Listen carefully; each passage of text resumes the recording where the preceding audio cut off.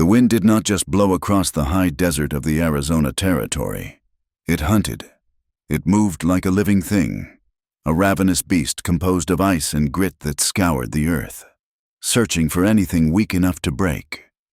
On this night in the winter of the early 1880s, the dark sky above the mesa was bruised with purple and black clouds, occasionally lit from within by the ghostly, silent pulse of distant lightning. There was no thunder, only the relentless, hollow roar of the gale tearing through the sagebrush and the skeletal arms of the mesquite.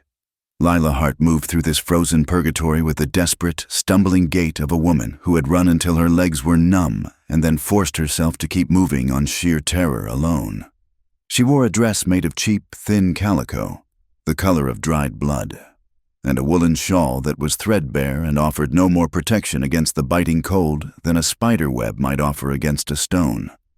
Her boots were worn through at the soles, and every step on the frozen, rocky ground sent a shock of pain shooting up her shins, though even that pain was beginning to fade into a dangerous, heavy dullness.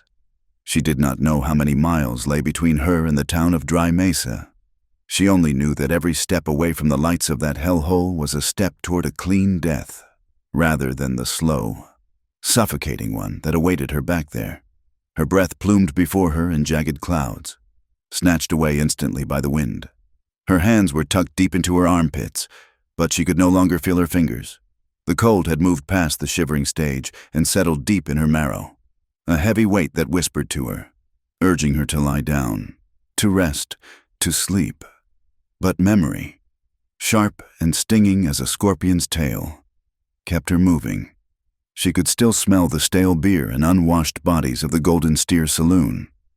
The memory was so vivid it nearly made her retch, overriding the clean, dusty scent of the freezing desert.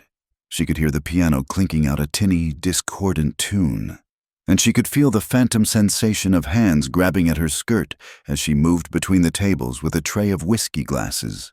They called her the Ruined Girl. They called her that because it was easier than calling her a victim. Lila stumbled over a root and fell hard to her knees, the impact jarring her teeth. She gasped, the air searing her lungs, and for a moment she stayed there, bowed over the frozen earth.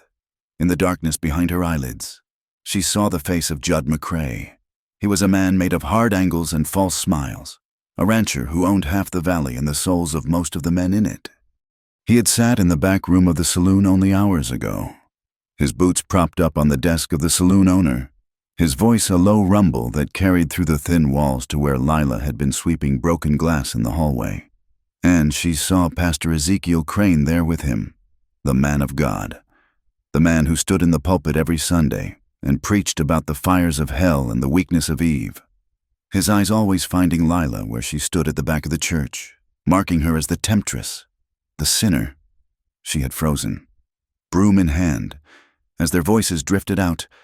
"I have a use for the girl," McCrae had said, the sound of a match striking against a boot heel punctuating his words.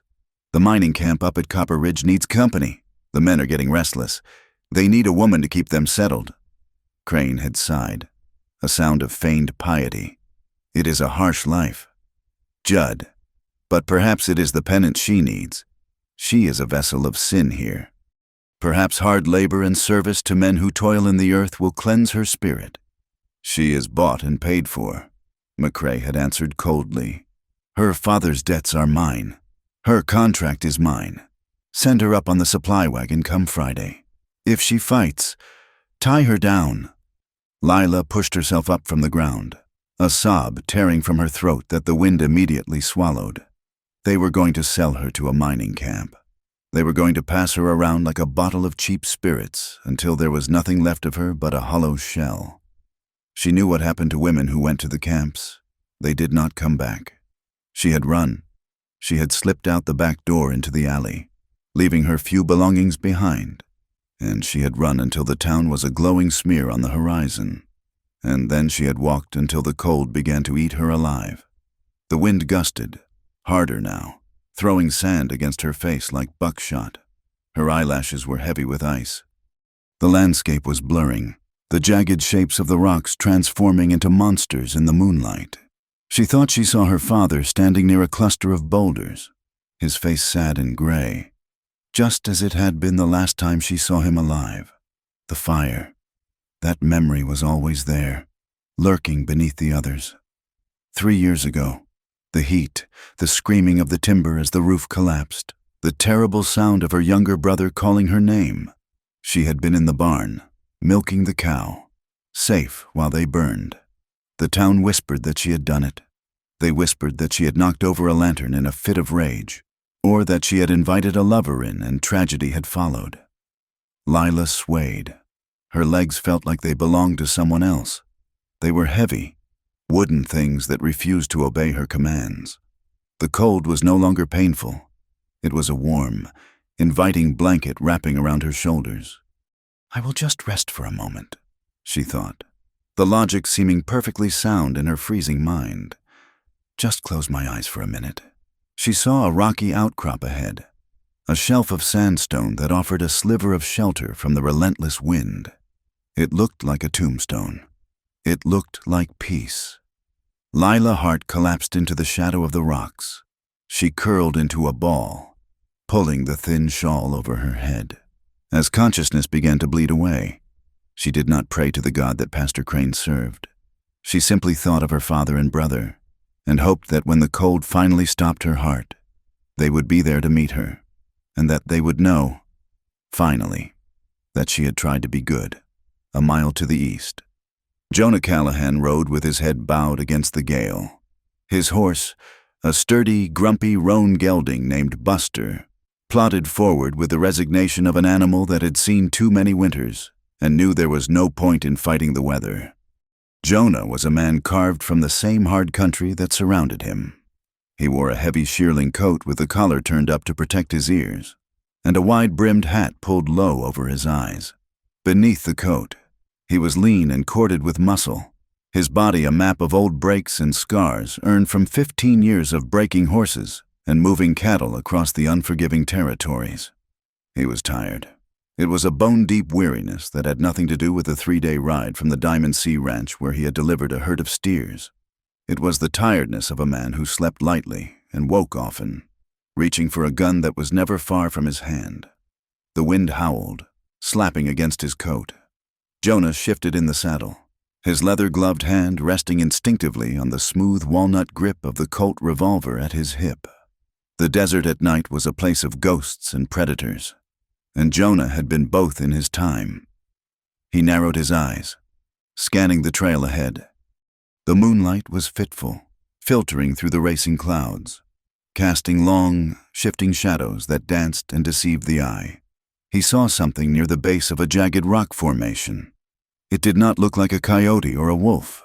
It was too still for that. It looked like a heap of discarded trash, a pile of rags blown there by the storm.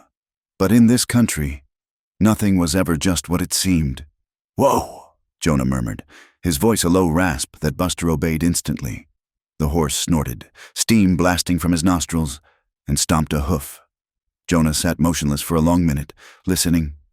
He heard nothing but the wind. If it was an ambush, it was a poor one. No man would lie out in this freeze just to rob a drifting cowboy of a tired horse and a few dollars. Jonah swung his leg over the saddle horn and dropped to the ground, his boots crunching in the gravel. He kept the reins in one left hand and his right hand hovered near his gun. He walked slowly toward the dark shape. As he got closer, the shape resolved itself. It was not a pile of trash. It was a person. Jonah stiffened. He crouched down, the leather of his chaps creaking in the cold. He reached out a hand, expecting to find a corpse stiff with rigor. His fingers brushed against fabric, cheap calico, and he felt a faint, trembling vibration. He turned the figure over. The moonlight broke through the clouds, illuminating a face that stopped Jonah's breath in his throat. It was a woman, a girl, really, or close enough to it. Her skin was the color of old parchment, her lips a shocking shade of blue. Frost had formed a delicate, deadly lace along her eyelashes and across the bridge of her nose. But what made Jonah's stomach turn was not the cold. It was the bruising. A dark, ugly mark bloomed along her jawline, the distinct imprint of fingers. She let out a small, whimpering sound, barely audible over the wind. Jonah swore softly, a curse that was more prayer than profanity. He looked around into the dark emptiness of the desert. There was no wagon, no horse, no sign of anyone else. She was out here alone, dressed in nothing but rags, freezing to death. He knew, with the cynicism of a man who had seen the worst of humanity, that picking her up was a mistake. A woman like this, beaten and abandoned or running for her life, meant trouble. She meant angry men with guns following a trail. She meant complications that a solitary man like Jonah spent his life avoiding. But then she shivered again, a violent convulsion that racked her small frame, and her breath ghosted against the back of his glove, warm and fleeting. Jonah made his choice. He could not leave a dog to die like this, let alone a human being. He unbuttoned his heavy coat, the cold instantly knife-edged into his ribs, stealing his warmth. But he gritted his teeth. He scooped the woman up. She was frighteningly light, as if she were made of hollow bird bones and dry grass. He pulled her against his chest, trying to share what heat he had, and wrapped the open front of his coat around her as best he could. "Easy now," he muttered to the unconscious woman. "I have got you." He carried her back to Buster. Lifting her into the saddle was awkward. She was limp, dead weight. He swung up behind her, settling her across his lap, cradling her head against his shoulder. Her cheek was like a block of ice against his neck. "We are going to the line shack." "Buster," Jonah told the horse, turning the animal's head away from the main trail and toward a narrow, rocky gulch that cut into the side of the mesa.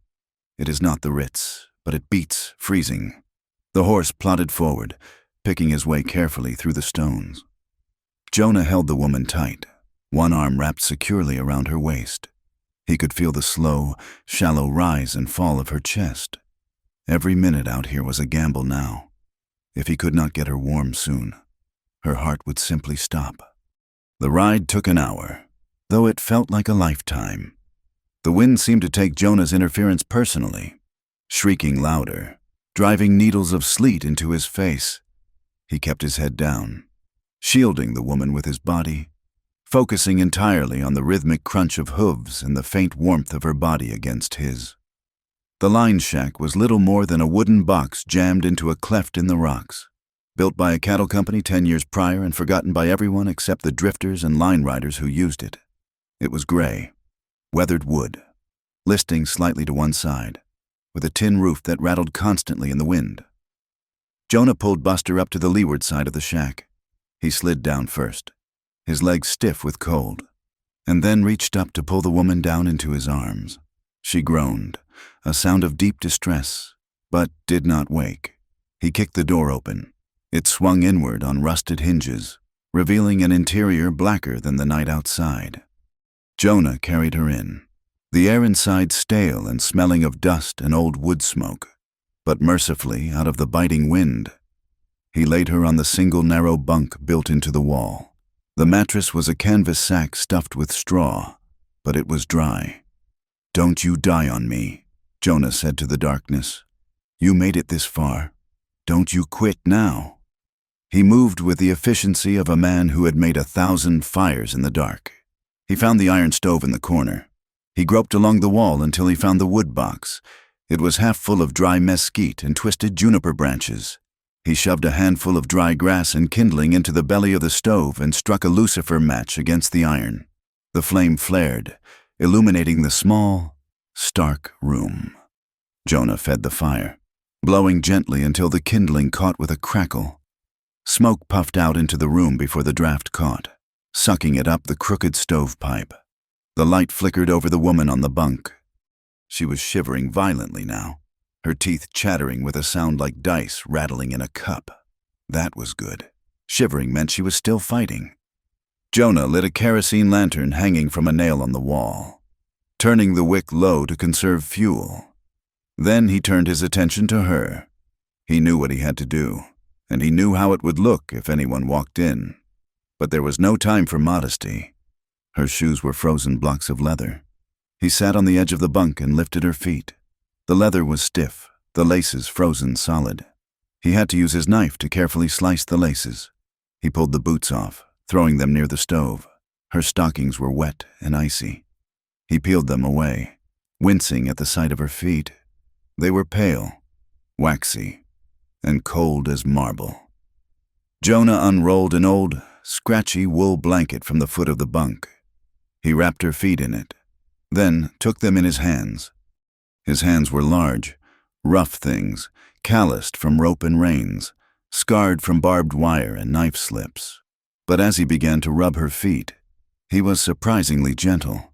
He started slow, trying to bring blood back to the surface without damaging the skin. He rubbed the arch of her foot, her ankles, her calves. He leaned forward, blowing warm breath onto her toes, then rubbing again. After several minutes, she gasped. Her legs jerked, pulling away from him. Her eyes flew open. They were wide, dark, and terrified. She scrambled backward on the bunk, pressing herself into the corner, pulling her knees to her chest. "No," she rasped, her voice a broken ruin. "No, please, I don't have any money." Jonah raised his hands, palms open, showing he held nothing. "Easy, miss, easy. I am not going to hurt you." She stared at him, her chest heaving. In the lantern light, she looked like a cornered animal. She looked at his size, his beard, the gun belt he had unbuckled and hung over the chair. She saw a man, and in her world, men were predators. "Don't touch me," she whispered, the fight draining out of her as quickly as it had come, replaced by a crushing despair. "Just get it over with. That is what you want, isn't it? Men always want something." The words hit Jonah like a physical blow.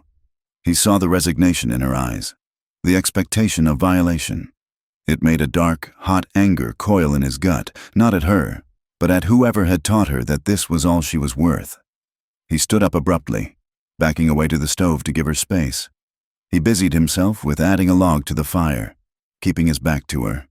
"I don't want a thing from you, lady, except for you to keep breathing," he said, his voice gruffer than he intended. "I found you half dead in the scrub. You are in a line shack. You are safe." He heard her shifting on the straw mattress, the rustle of the blanket. He did not turn around. "Your clothes are wet," he said to the wall. "You stay in them.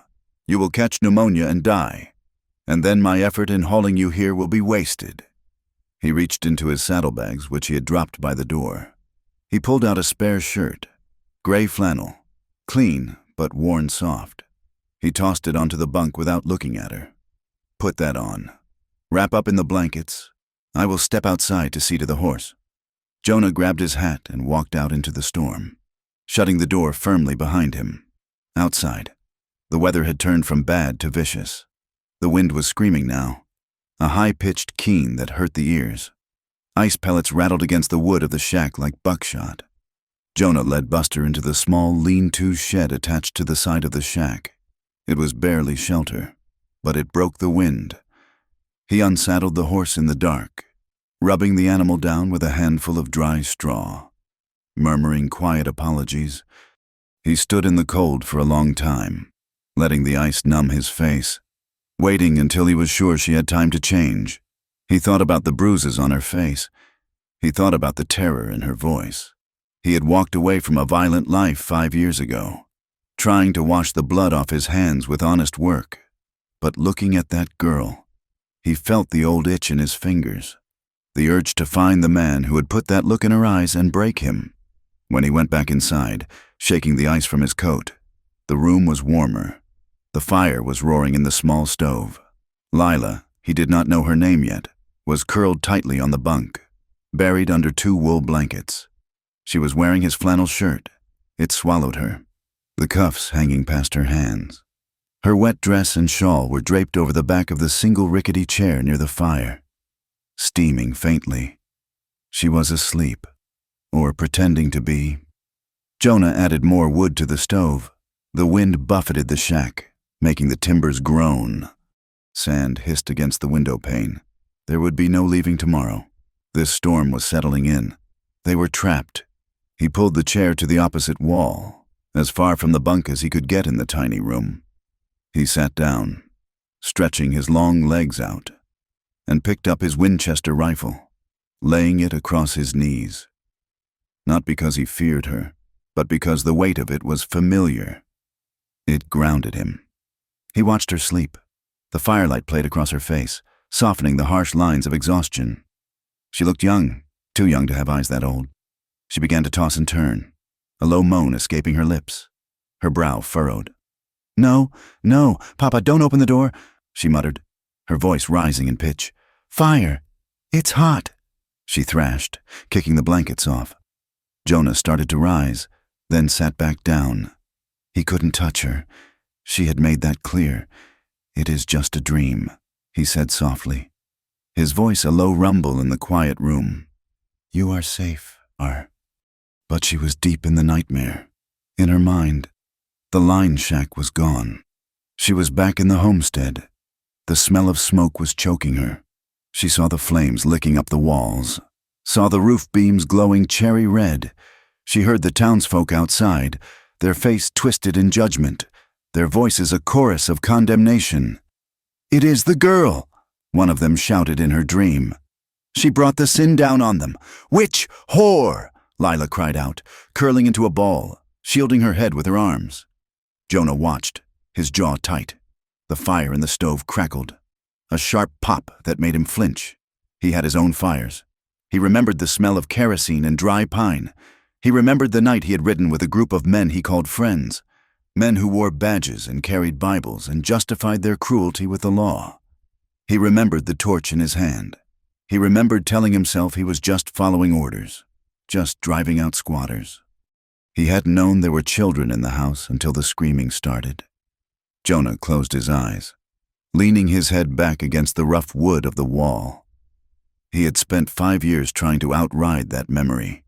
But here, in this small room with the wind howling like the damned souls of the past, it was sitting right there on his chest. The night wore on. The storm raged, sealing them into their small, fragile bubble of warmth. Jonah fed the fire. Lila slept fitfully, fighting battles in the dark. Morning did not come with a sunrise. It came as a gradual graying of the dark, a pale, sickly light that seeped through the frosted window pane. Lila woke slowly. Her body felt heavy, aching in every joint, but the terrible, biting numbness was gone. She felt warmth. She opened her eyes. The ceiling above her was unfamiliar, rough, unpainted planks instead of the water-stained plaster of her room above the saloon. She smelled coffee, real coffee, strong and dark. She sat up, clutching the coarse wool blanket to her chest. Panic flared for a second. Where was she? Who had her? Then the memories of the night flooded back. The cold, the man on the horse, the hands rubbing her feet. She looked around. The fire in the stove had burned down to a bed of glowing orange coals that pulsed with heat. The room was small, cluttered with rusted tools and tack. And there was the man. He was asleep in a wooden chair against the far wall, his chin resting on his chest, his hat pulled low. A rifle lay across his lap, his large hands resting loosely on the stock. He looked big, even in sleep, dangerous. But he hadn't touched her. He had given her his shirt. She looked down at the gray flannel covering her arms, and he had sat in a chair all night to keep guard. Outside, the wind still shrieked, scraping sand against the cabin walls with a sound like fingernails clawing at a coffin lid. It was a lonely, desolate sound. Lila pulled the blanket tighter, tucking her knees under her chin. She was alive. She didn't know why, and she didn't know for how long, but she was alive. She watched the cowboy, watching the slow rise and fall of his chest, and waited for him to wake up. The morning arrived with a reluctance that matched the bleak landscape outside. The sun did not so much rise as the darkness simply surrendered, bleaching the sky into a pale, bruised shade of gray that offered light but no warmth. The wind had not ceased. It continued to scour the high desert, hunting for cracks in the chinking of the line shack, whistling a high, mournful note through the gaps in the timber. Inside, the air was frigid, the heat of the stove having retreated to a small radius around the cast-iron belly. Frost laced the inside corners of the window pane in delicate, fern-like patterns that obscured the world beyond. Lila Hart sat on the edge of the bunk, the rough wool blanket pulled up to her chin. She was awake, her eyes dark and alert, tracking the movements of the man who had brought her here. Jonah Callahan stood by the stove, his back to her. He was a tall man, broad across the shoulders in a way that spoke of hauling hay and throwing calves rather than lifting weights in a gymnasium. He wore his flannel shirt and vest, having given her the heavier outer shirt, and even in the dim light, she could see the tension in his posture. Lila studied him with the cynical calculation of a woman who had learned that survival depended on reading men quickly. He had a rough beard that hid the line of his jaw, and his hair was overgrown, curling slightly over the collar of his shirt. When he reached for the coffee pot, she saw the faint white lines of scars across his knuckles. Old fights, old work, old violence. He turned then, catching her stare. His eyes were a startling shade of gray, the color of a storm cloud before it breaks, and they held a distance that unsettled her. They were eyes that looked through things, not at them. "So," Lila said, her voice cracking slightly from the dry air. She cleared her throat and tried to inject a note of hardness into her tone, the armor she had worn for 3 years. "How much is this going to cost me, Cowboy?" Jonah paused, the tin cup in his hand suspended halfway to his mouth. He looked at her, his expression unreadable. "I beg your pardon?" he asked, his voice a low rumble that seemed to vibrate in the small room. "The rescue," Lila said, tilting her chin up defiantly. "The fire, the blanket. I know how this works. Nothing is free in this territory. So you might as well tell me the price now so I can tell you that you are wasting your time. I have no money. I have nothing to trade but what I am standing in. And that is not mine either." She braced herself for the leer, or the anger, or the smooth, oily negotiation she had heard 1,000 times from men leaning over the bar at the Golden Steer. Jonah stared at her for a long moment. Then, slowly, he poured a stream of steaming, dark liquid into a second tin cup. He walked over to the bunk, his boots thudding heavily on the floorboards, and held the cup out to her. "It is Arbuckle's," he said flatly. "I brewed it strong, and I've got some hardtack in the saddlebag if you can manage to chew it without breaking a tooth." Lila looked at the cup, then at his face. There was no demand in his eyes, only a tired sort of patience. She hesitated, then reached out a trembling hand to take the cup. Her fingers brushed his, and she flinched, but he pulled his hand away instantly. "I do not want your money, miss," Jonah said, turning back to the stove to retrieve a piece of dry biscuit. "And I am not in the habit of charging people for not letting them freeze to death. We will ride out of here when you can stand up without looking like a stiff breeze would knock you over. Until then, drink the coffee." Lila brought the cup to her lips, the steam warming her face. The coffee was bitter and hot, scalding her tongue in a way that felt wonderful. She took a bite of the hardtack he handed her, gnawing on the rock-hard bread. They ate in silence, the only sound the wind battering the shack and the pop of the wood in the stove. "So," Lila said after a while, crumb of biscuit on her lip. "Who are you? Do you live out here?" "I work for the Diamond Sea mostly," Jonah said, leaning back against the wall, his long legs stretched out before him. "And the bar tea when they are short-handed. I move cattle, fix fences." He took a sip of his coffee. "I do not stay in one place long enough to call it living there. It is just where I am." "A drifter," Lila said. "A hand," Jonah corrected. "People know me. They know I show up when I say I will, and I deliver the herd with the count right." "And that you are handy with that iron on your hip, I expect," Lila added, nodding toward the revolver belt hanging on the chair. Jonah glanced at the gun. A shadow passed over his face, a tightening of the muscles around his eyes. "A man has to be. Out here." He looked at her then, his gaze sharpening. "You did not give me a name last night, just a lot of shaking." Lila froze. She gripped the tin cup tighter. If she told him her name was Hart, would he know?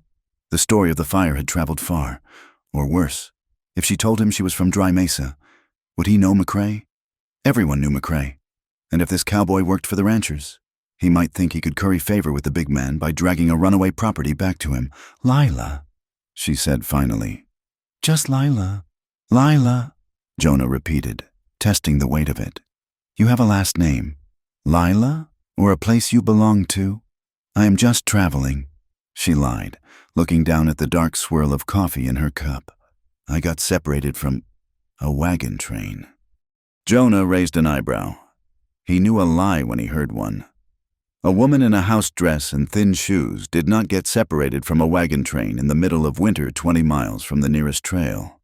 But he did not press her. He had his own secrets, and he respected the weight of hers. Suit yourself, he said quietly. But whoever you are running from, they are not going to find you in this storm. As if to punctuate his words, a sudden, violent gust of wind slammed against the shack.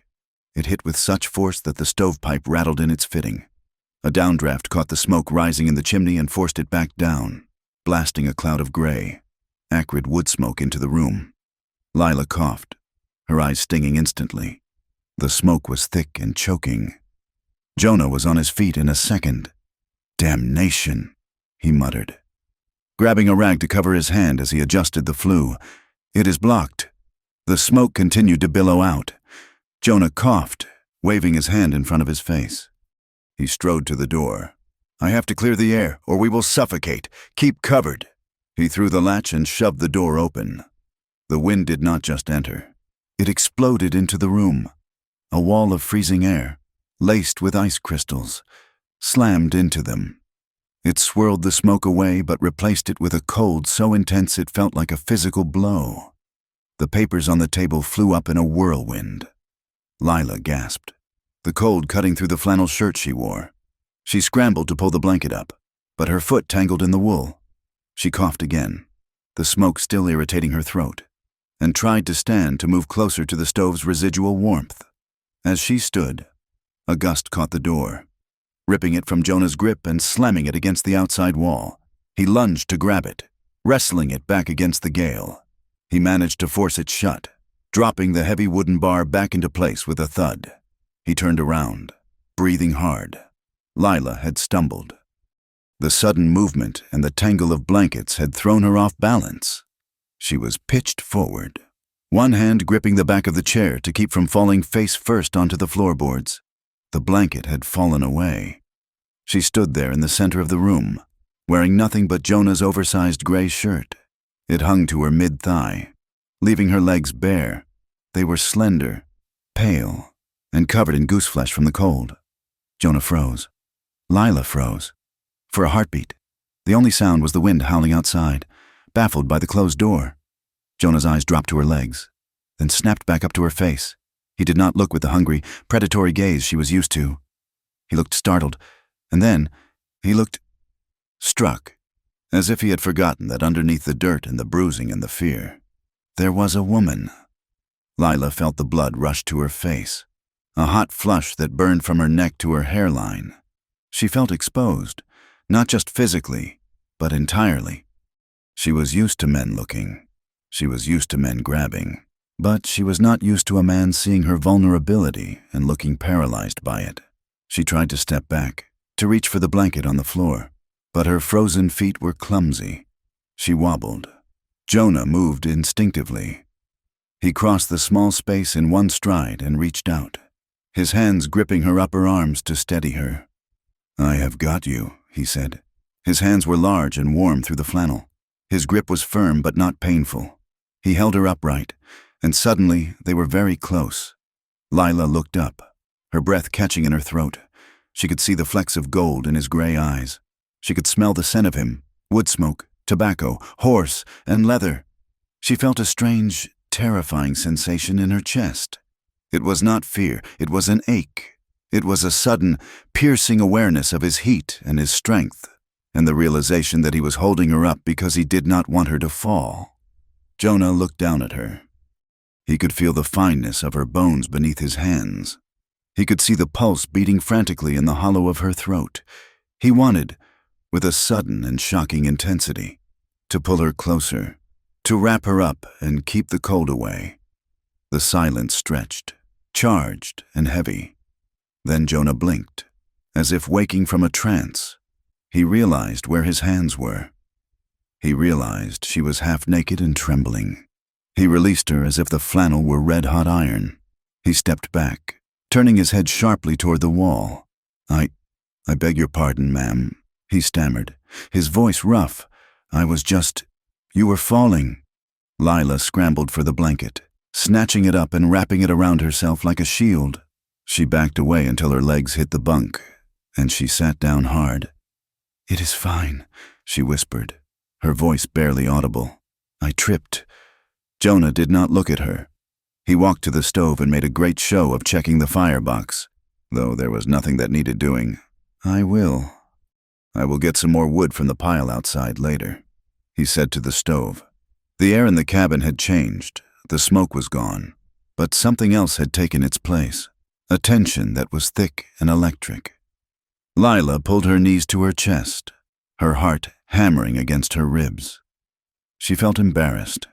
Yes, but beneath the shame, there was that ache again, the memory of his hands on her arms. He had apologized. No man had ever apologized to her for touching her. The day passed in a slow, strange rhythm. The storm outside refused to break, trapping them in the gray twilight of the cabin. They moved around each other like two planets in a small orbit, careful not to collide. Jonah sat at the table, cleaning his rifle. The smell of gun oil filled the room, sharp and metallic. Lila sat on the bunk, mending a tear in her dress with a needle and thread she had found in a tin on the shelf. "You said you work for the Diamond Sea," Lila said, breaking a long silence. The sound of her own voice startled her. Jonah nodded. "Running an oilcloth over the barrel of the Winchester. That is right. Boss is a hard man, but he pays on time. I used to know men who worked cattle," Lila said softly. "My father was a farmer, but he had dreams of running a herd." Jonah paused in his work. "A farmer? Here? That is a hard row to hoe.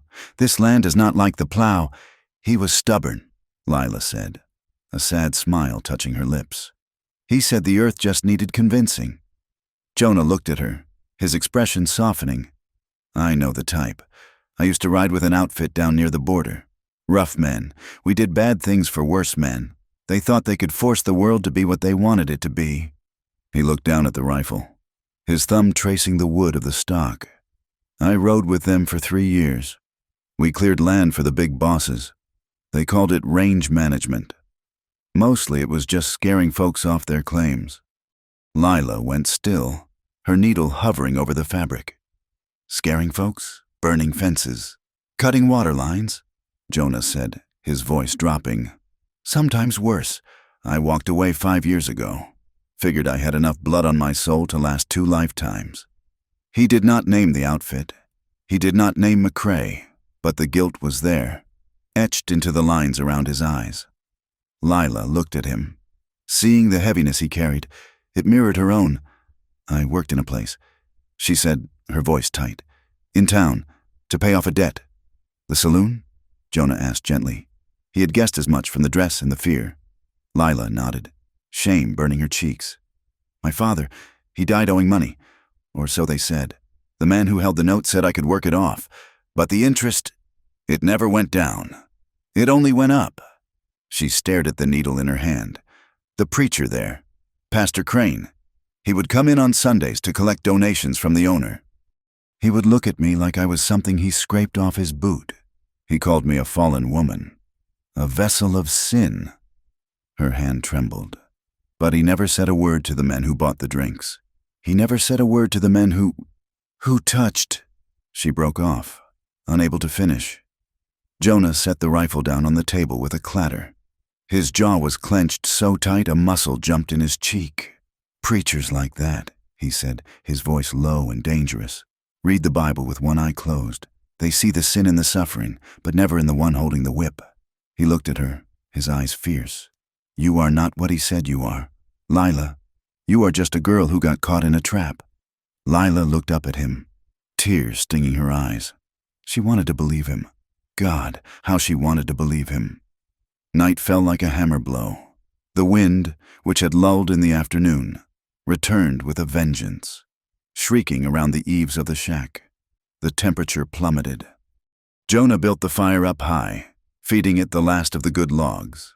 He took the chair again, wrapping himself in his heavy coat, insisting Lila take both blankets on the bunk. "Sleep," he said. "We will ride out at first light, storm or no." Lila drifted off, the sound of the wind weaving into her dreams. But the dreams were not kind. She was back in the house. The smell of smoke was everywhere. She heard the crash of the main beam giving way. She heard her brother, Toby, screaming her name. "Lila, Lila, the door is stuck." She was running toward the barn, her hands covered in milk, helpless. She saw the flames leaping into the night sky, orange and terrible. She saw the riders on the hill, watching. "No!" she screamed in her sleep. "Toby! Papa!" she thrashed, tangling in the blankets. The heat of the fire became the heat of the burning house. "Lila!" A voice cut through the nightmare. A hand gripped her shoulder, shaking her. "Lila! Wake up! You are safe!" Lila gasped, bolting upright. She was sobbing, her chest heaving, tears streaming down her face. She was blind with panic, swinging her arms out to fight off the flames. She hit something solid. Jonah! He was kneeling beside the bunk, his face pale in the firelight. He caught her wrists, holding them gently. "It is me," he said. "It is Jonah. You are dreaming." Lila stared at him, her eyes wild. Then the reality of the shack crashed back in. The cold, the wind, the man. A sob broke from her throat, raw and painful. She collapsed forward, flinging her arms around his neck, burying her face in the rough wool of his shirt. "Don't let go," she choked out. "Please, please don't let go." Jonah froze for a second, his arms hovering in the air. He could feel her body shaking against his. He could feel the wetness of her tears soaking into his shirt. She was clinging to him as if he were the only solid thing in a world that was dissolving. Slowly, carefully, he wrapped his arms around her. He pulled her close, his hand coming up to cradle the back of her head, his fingers tangling in her hair. "I have got you," he whispered into her hair. "I am not going anywhere." They stayed like that for a long time.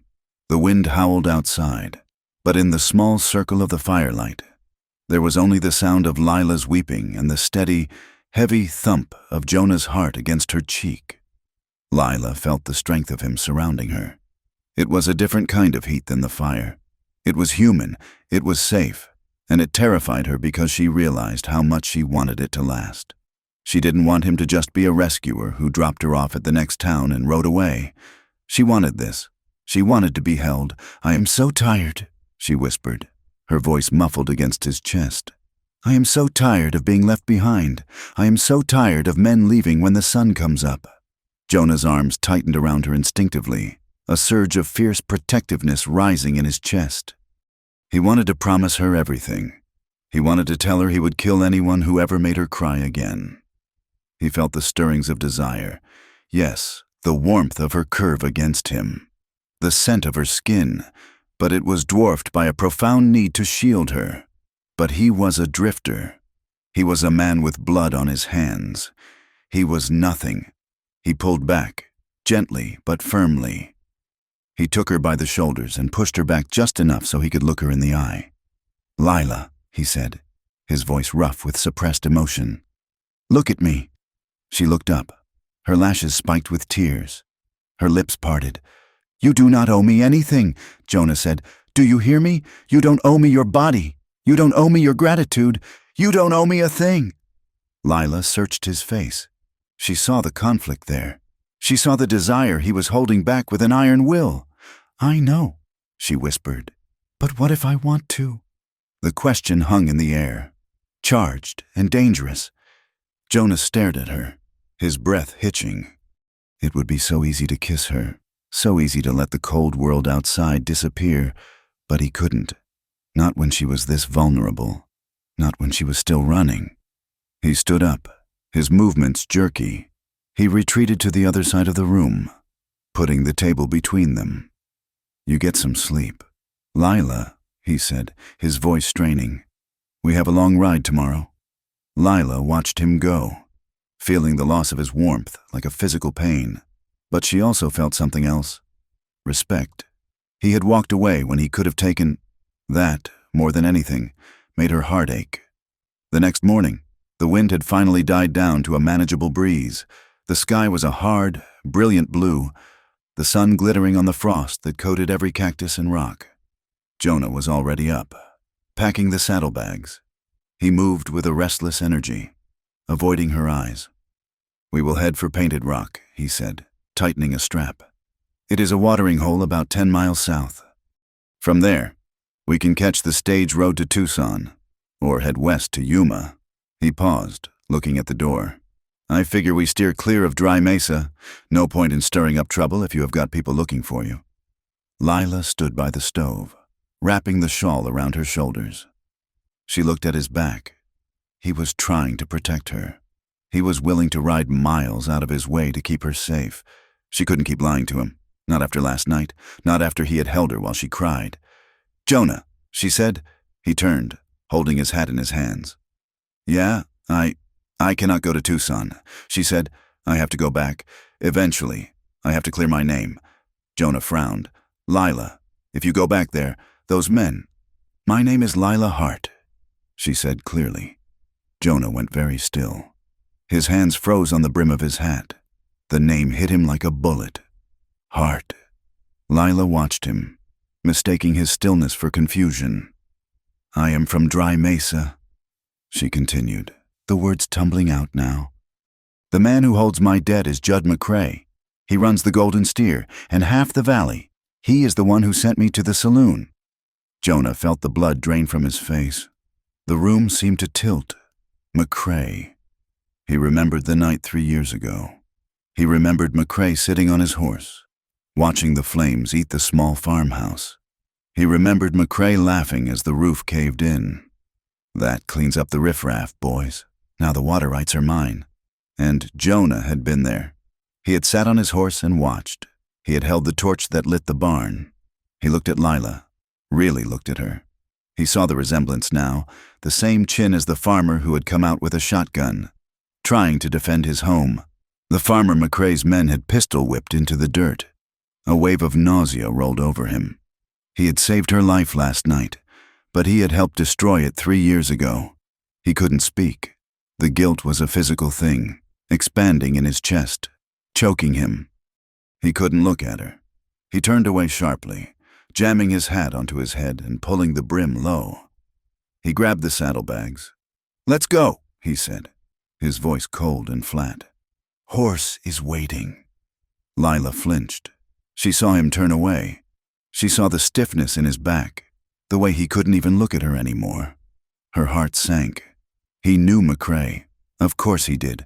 Or maybe he just knew the name Hart. Maybe he believed the rumors too, that she was the girl who burned her own family alive. He is disgusted, she thought, a bitter taste filling her mouth. He knows who I am, and he is disgusted. She said nothing. She simply tightened her shawl, her face hardening back into the mask of indifference she wore for the world. They walked out into the blinding brightness of the morning. The air was still freezing, biting at their exposed skin. Jonah saddled Buster in silence, his movements efficient and brutal. He did not offer her a hand up this time. He just waited until she scrambled onto the horse's rump, then swung up into the saddle himself. They rode out of the gulch and into the open desert. The wind was still sharp enough to sting their eyes, whipping Lila's hair across her face. She held onto Jonah's waist because she had to, but her hands were light, tentative. The distance between them was no longer just physical. It was a chasm filled with secrets and shame. Jonah stared ahead at the horizon, his eyes bleak, knowing that every step they took was a step toward a reckoning he wasn't sure he could survive. And Lila sat behind him, shivering in the cold, wondering why the one person who had made her feel safe now felt like a stranger again. The desert stretched out before them, vast and indifferent, promising nothing but a hard road ahead.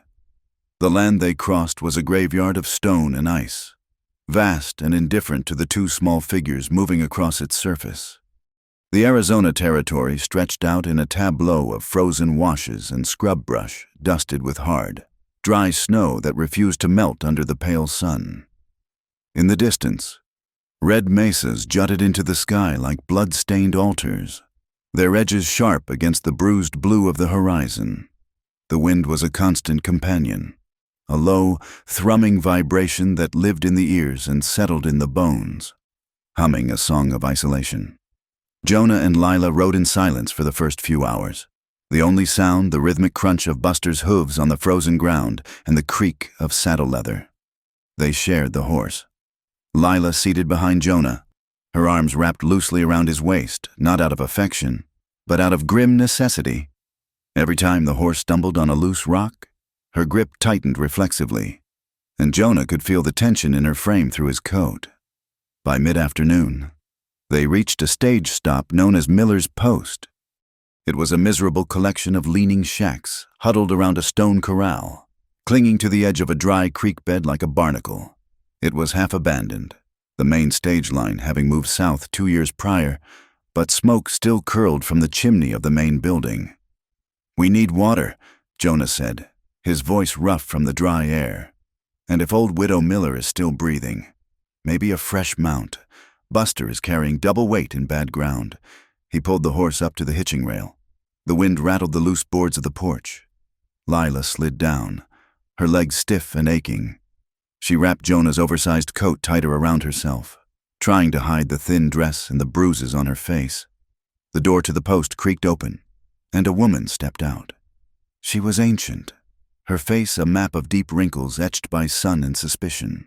Wiping her hands on a stained apron, she squinted against the glare, her eyes sharp and black as obsidian. "Water is 2 bits a bucket," the woman rasped. "Coffee is 5 cents. Jonah stepped onto the porch, touching the brim of his hat.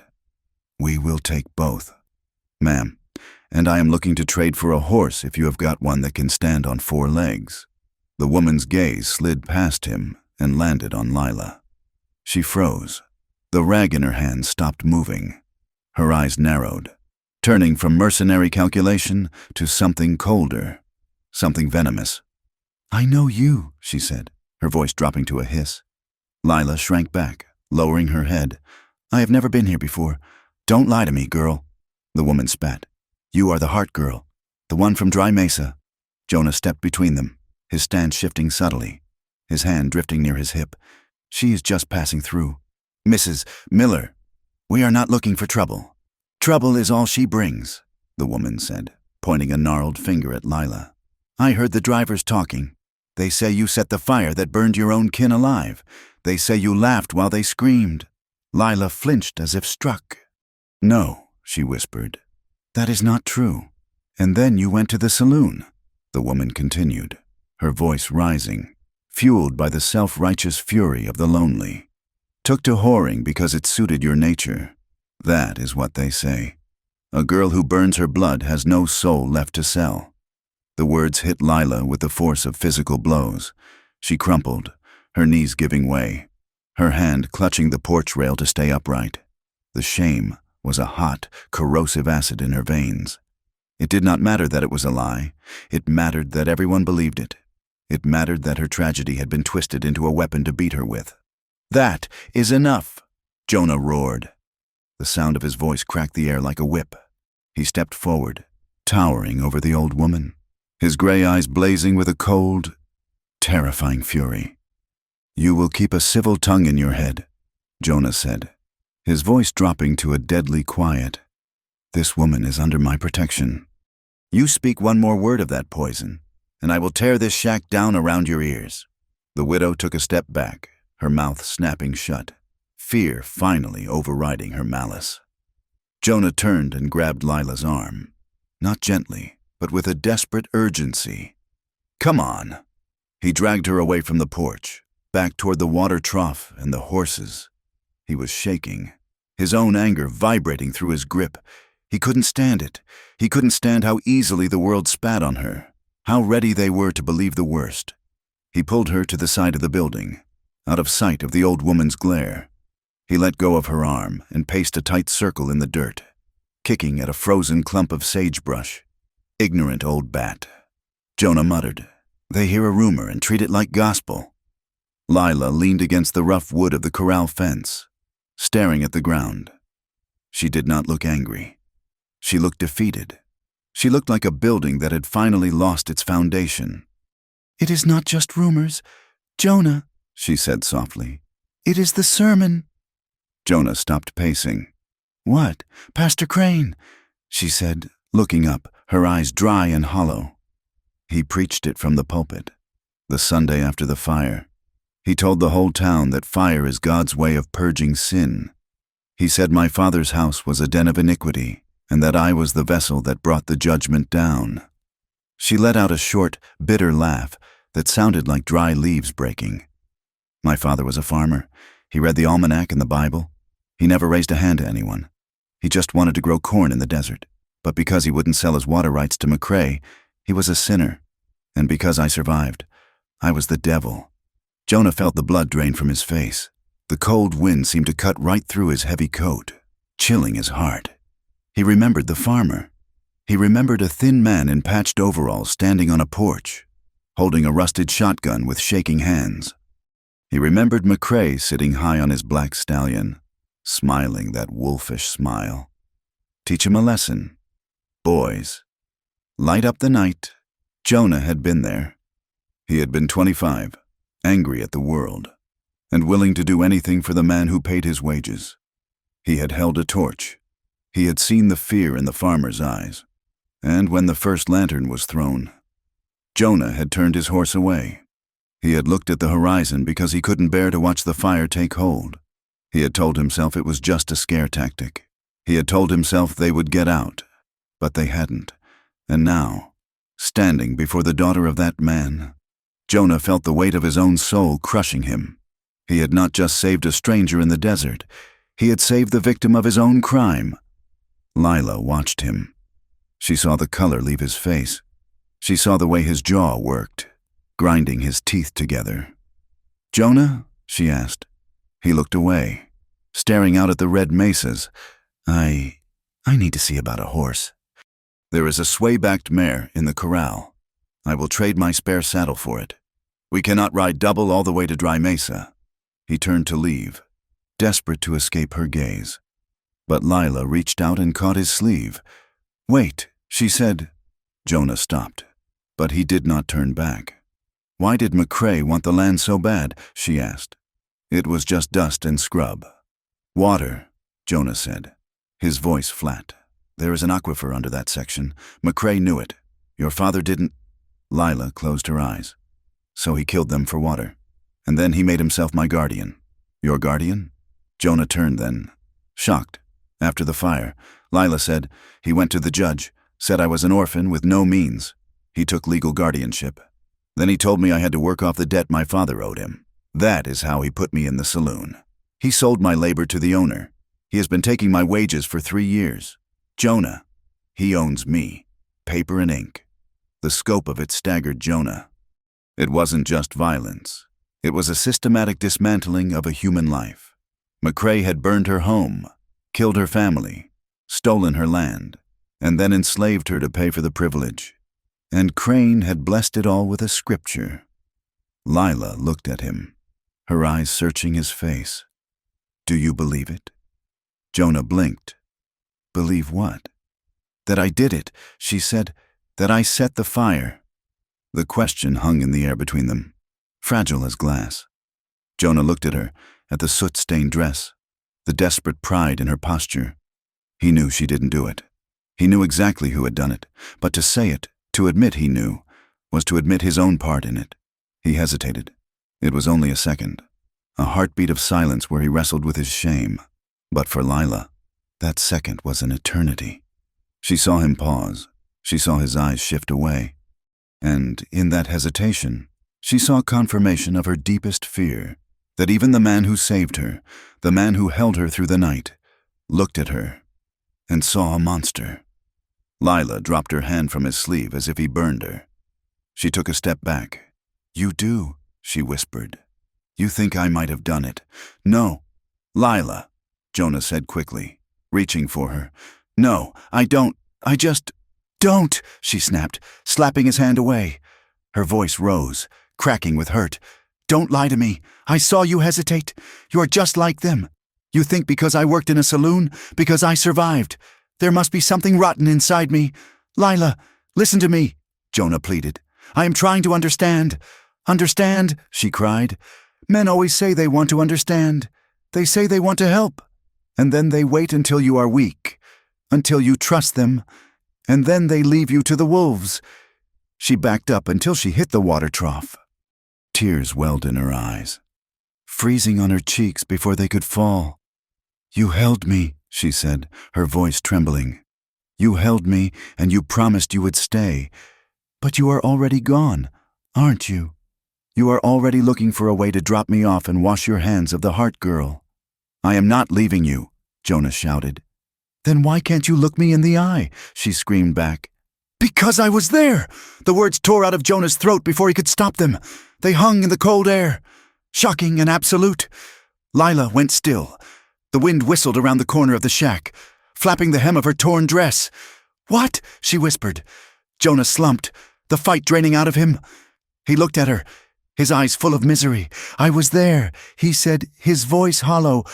3 years ago, I rode with McCrae's outfit. We were the ones who came to the house. Lila stared at him. The world seemed to tilt on its axis. The man who had carried her out of the snow. The man whose shirt she was wearing. You. She breathed.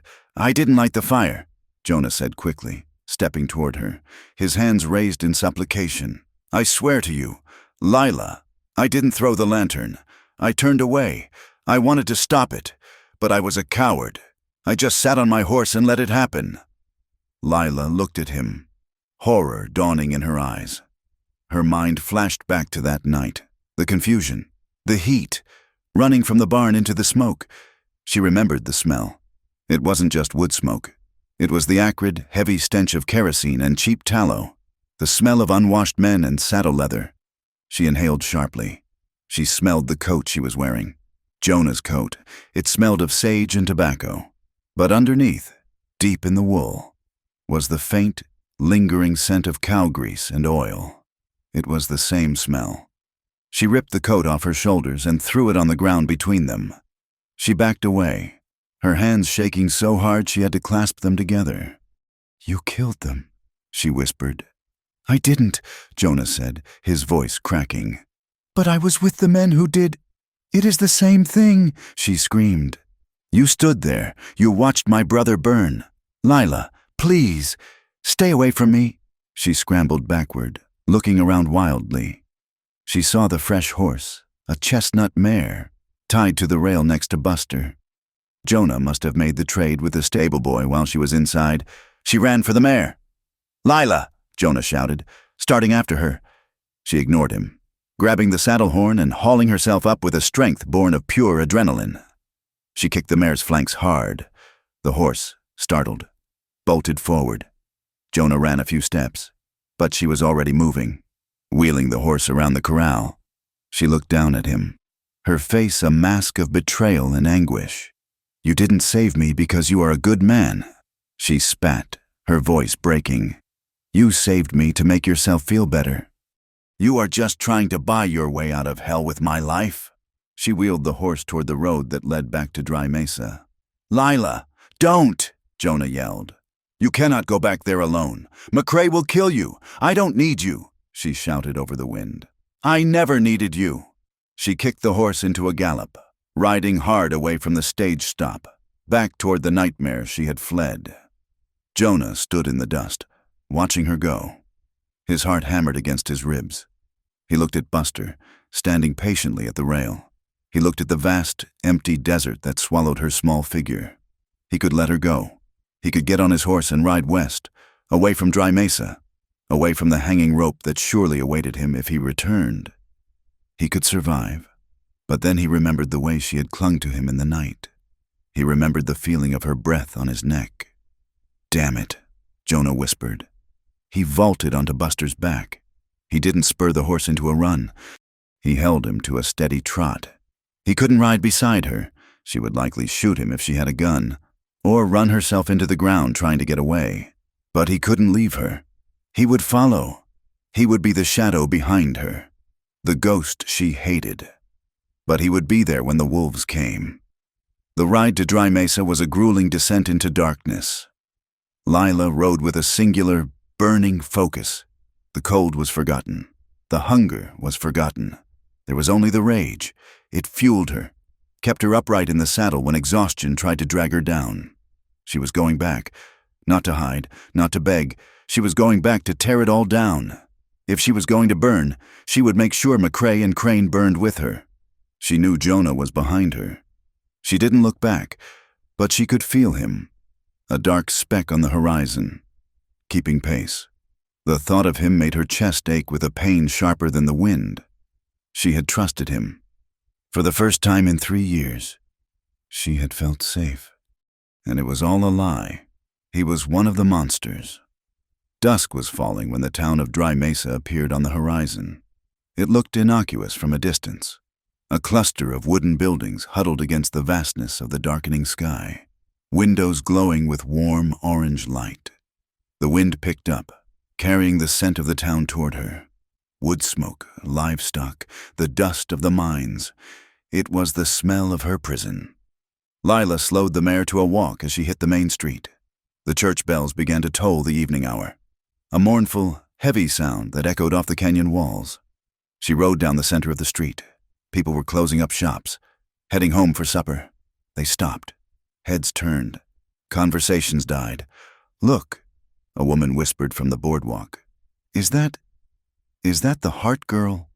"I thought she ran off," a man muttered. Lila stared straight ahead, her chin high.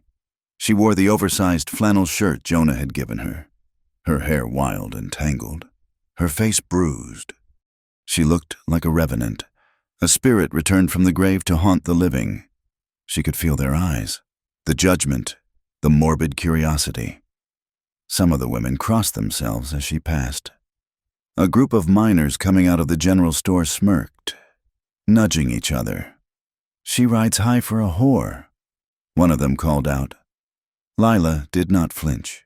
She kept riding until she reached the center of town, where the Golden Steer Saloon stood directly across the street from the white steepled church, the two poles of her existence, the gin mill and the pulpit. She pulled on the reins, bringing the mare to a halt behind her. She heard the slow, rhythmic hoofbeats of another horse approaching. Jonah. He rode into the light of the street lamps, stopping 20 feet behind her. He did not speak. He sat on his horse, his hand resting near his gun, his eyes scanning the rooftops and alleyways. He was watching her back, even if she didn't want him to. The doors of the church opened. Pastor Ezekiel Crane stepped out onto the wooden landing. He was a tall man, thin as a rail, dressed in severe black with a pristine white collar. His face was long and pale, his eyes damp and heavy-lidded. He stopped when he saw Lila. A flicker of surprise crossed his face, quickly replaced by a mask of oily benevolence. And behind him, stepping out of the shadows of the church vestibule, was Judd McCrae. The rancher looked older than Lila remembered, thicker around the middle, but his eyes were the same hard, predatory flint. Well, Crane said, his voice booming in the quiet street. "The prodigal daughter returns." He walked down the steps, spreading his arms wide. "We feared the desert had claimed you, child. We were praying for your soul just now." Lila swung her leg over the saddle and dropped to the dust. Her legs shook, but she locked her knees, forcing herself to stand tall. "Save your prayers, Pastor," she said, her voice trembling but clear enough to carry to the crowd gathering on the boardwalks. "You will need them for yourself." Crane's smile tightened. "Now, Lila, you are distraught. The cold has touched your mind. Come inside, Mr. McCrae, and I will see that you are cared for." He gestured to McCrae, who stepped forward, thumbs hooked in his vest pockets. "You broke your contract, girl," McCrae said, his voice a low growl. "Running off with company property? That is theft." He looked past her to Jonah. "And who is this? Another stray dog you picked up?" Crane squinted at Jonah. "Why, I believe I know this man. Brother Callahan, isn't it? You used to work for Mr. McCrae, did you not?" Jonah sat motionless on his horse. "I did," he said, his voice like gravel. "See?" Crane beamed, clapping his hands together. "An old friend bringing the lost lamb home." Lila stepped forward, placing herself between the men and Jonah. She stood in the middle of the dusty street, the wind whipping her hair around her face. "He didn't bring me back," Lila announced, her voice rising to a shout. "And I am not a lamb." She looked at the townspeople, the shopkeepers, the wives, the miners. She looked them in the eye, one by one. "I came back to tell you the truth," she cried out. "About the fire, about the debt, about all of it." McCrae's face darkened. He took a step off the curb. "That is enough," he warned. "Sheriff, grab her. She is hysterical." But Lila did not move. She stood her ground, a small, fragile figure against the darkness of the town, while Jonah watched from the shadows, his hand tightening on his gun, knowing that the time for running was over. The reckoning had come. The wind that evening did not just blow, it bit. It snapped at the heavy coats of the townsfolk who had gathered in the street, their breath rising in white plumes that mingled with the dust. The declaration Lila Hart had shouted into the twilight hung in the air, heavier than the coming snow. She stood alone in the center of the street, a small, trembling figure in an oversized flannel shirt, while the town of Dry Mesa formed a circle around her, their faces illuminated by the harsh, yellow glow of kerosene lanterns. It was a tableau of judgment. To her left was the saloon, the place that had stolen her dignity. To her right was the church, the place that had sanctified the theft. Pastor Ezekiel Crane did not let the silence stretch long enough for the crowd to ask questions. He was a man who knew that silence was the enemy of control. He stepped down from the church landing, his boots crunching loudly on the frozen earth, his hands raised toward the heavens. "Praise be!" Crane shouted, his voice booming with a practiced theatricality that reached the back of the crowd. "Praise be to the Almighty for the return of his lost lamb." He moved toward Lila, not with the anger of an accuser, but with the suffocating embrace of a forgiving father. He stopped a few feet from her, turning his back to her so he could address the town. "Brothers and sisters, look here," Crane bellowed. "We feared this child had wandered into the desert to perish in her shame. But the Lord has brought her back. She cries out for truth. And what is truth, if not confession? She has returned to unburden her soul before God and this community." Lila opened her mouth to protest, to say that she had not come to confess but to accuse. But Crane was already ushering the crowd toward the open doors of the church. "Come," Crane commanded, sweeping his arm toward the sanctuary. "Let us not leave her standing in the cold wind of judgment. Let us bring her into the house of God, where she may speak her heart and receive the chastisement and mercy she seeks." The crowd moved like a herd of cattle driven through a chute. Curiosity, morbid and hungry, pushed them forward. They wanted to see the show. They wanted to hear the details of the ruined girl's sins. Lila felt the trap snap shut. If she refused to go in, she looked like a coward or a madwoman. If she went in, she was playing by Crane's rules on Crane's ground. She felt a presence at her back. "Jonah." He was still on his horse, looking down at her, his face shadowed by the brim of his hat. He gave a nearly imperceptible nod. "Go. I am right here." Lila squared her shoulders. She walked up the wooden steps, past the looming figure of the pastor, and into the church. The interior was unheated and smelled of stale beeswax, old hymnals, and the damp wool of coats. The darkness was broken only by the candles at the altar and the lanterns the townsfolk carried in with them, casting long, dancing shadows against the white plaster walls. The floorboards groaned as the people filed into the pews, their boots scraping against the wood. Lila was directed to stand at the front, beneath the large, rough-hewn wooden crucifix that hung above the pulpit. She felt incredibly small. The eyes of the town bored into her back. She saw the faces of women she had once known, women who now pulled their shawls tighter and looked at their shoes. She saw the men who had leered at her in the saloon now sitting with their wives, faces stony and righteous. Crane ascended the pulpit, looking down at her like a judge. "Lila Hart," Crane began, his voice dropping to a somber, resonant tone. "You stand before your neighbors and your Creator. You ran from the path of redemption that Mr. McCrae so generously offered you. You speak of truth. So, let us have it. Tell us, child, Did you not harbor resentment in your heart against your father for his poverty? Lila looked up, her hands clenching into fists at her sides. No, I loved my father.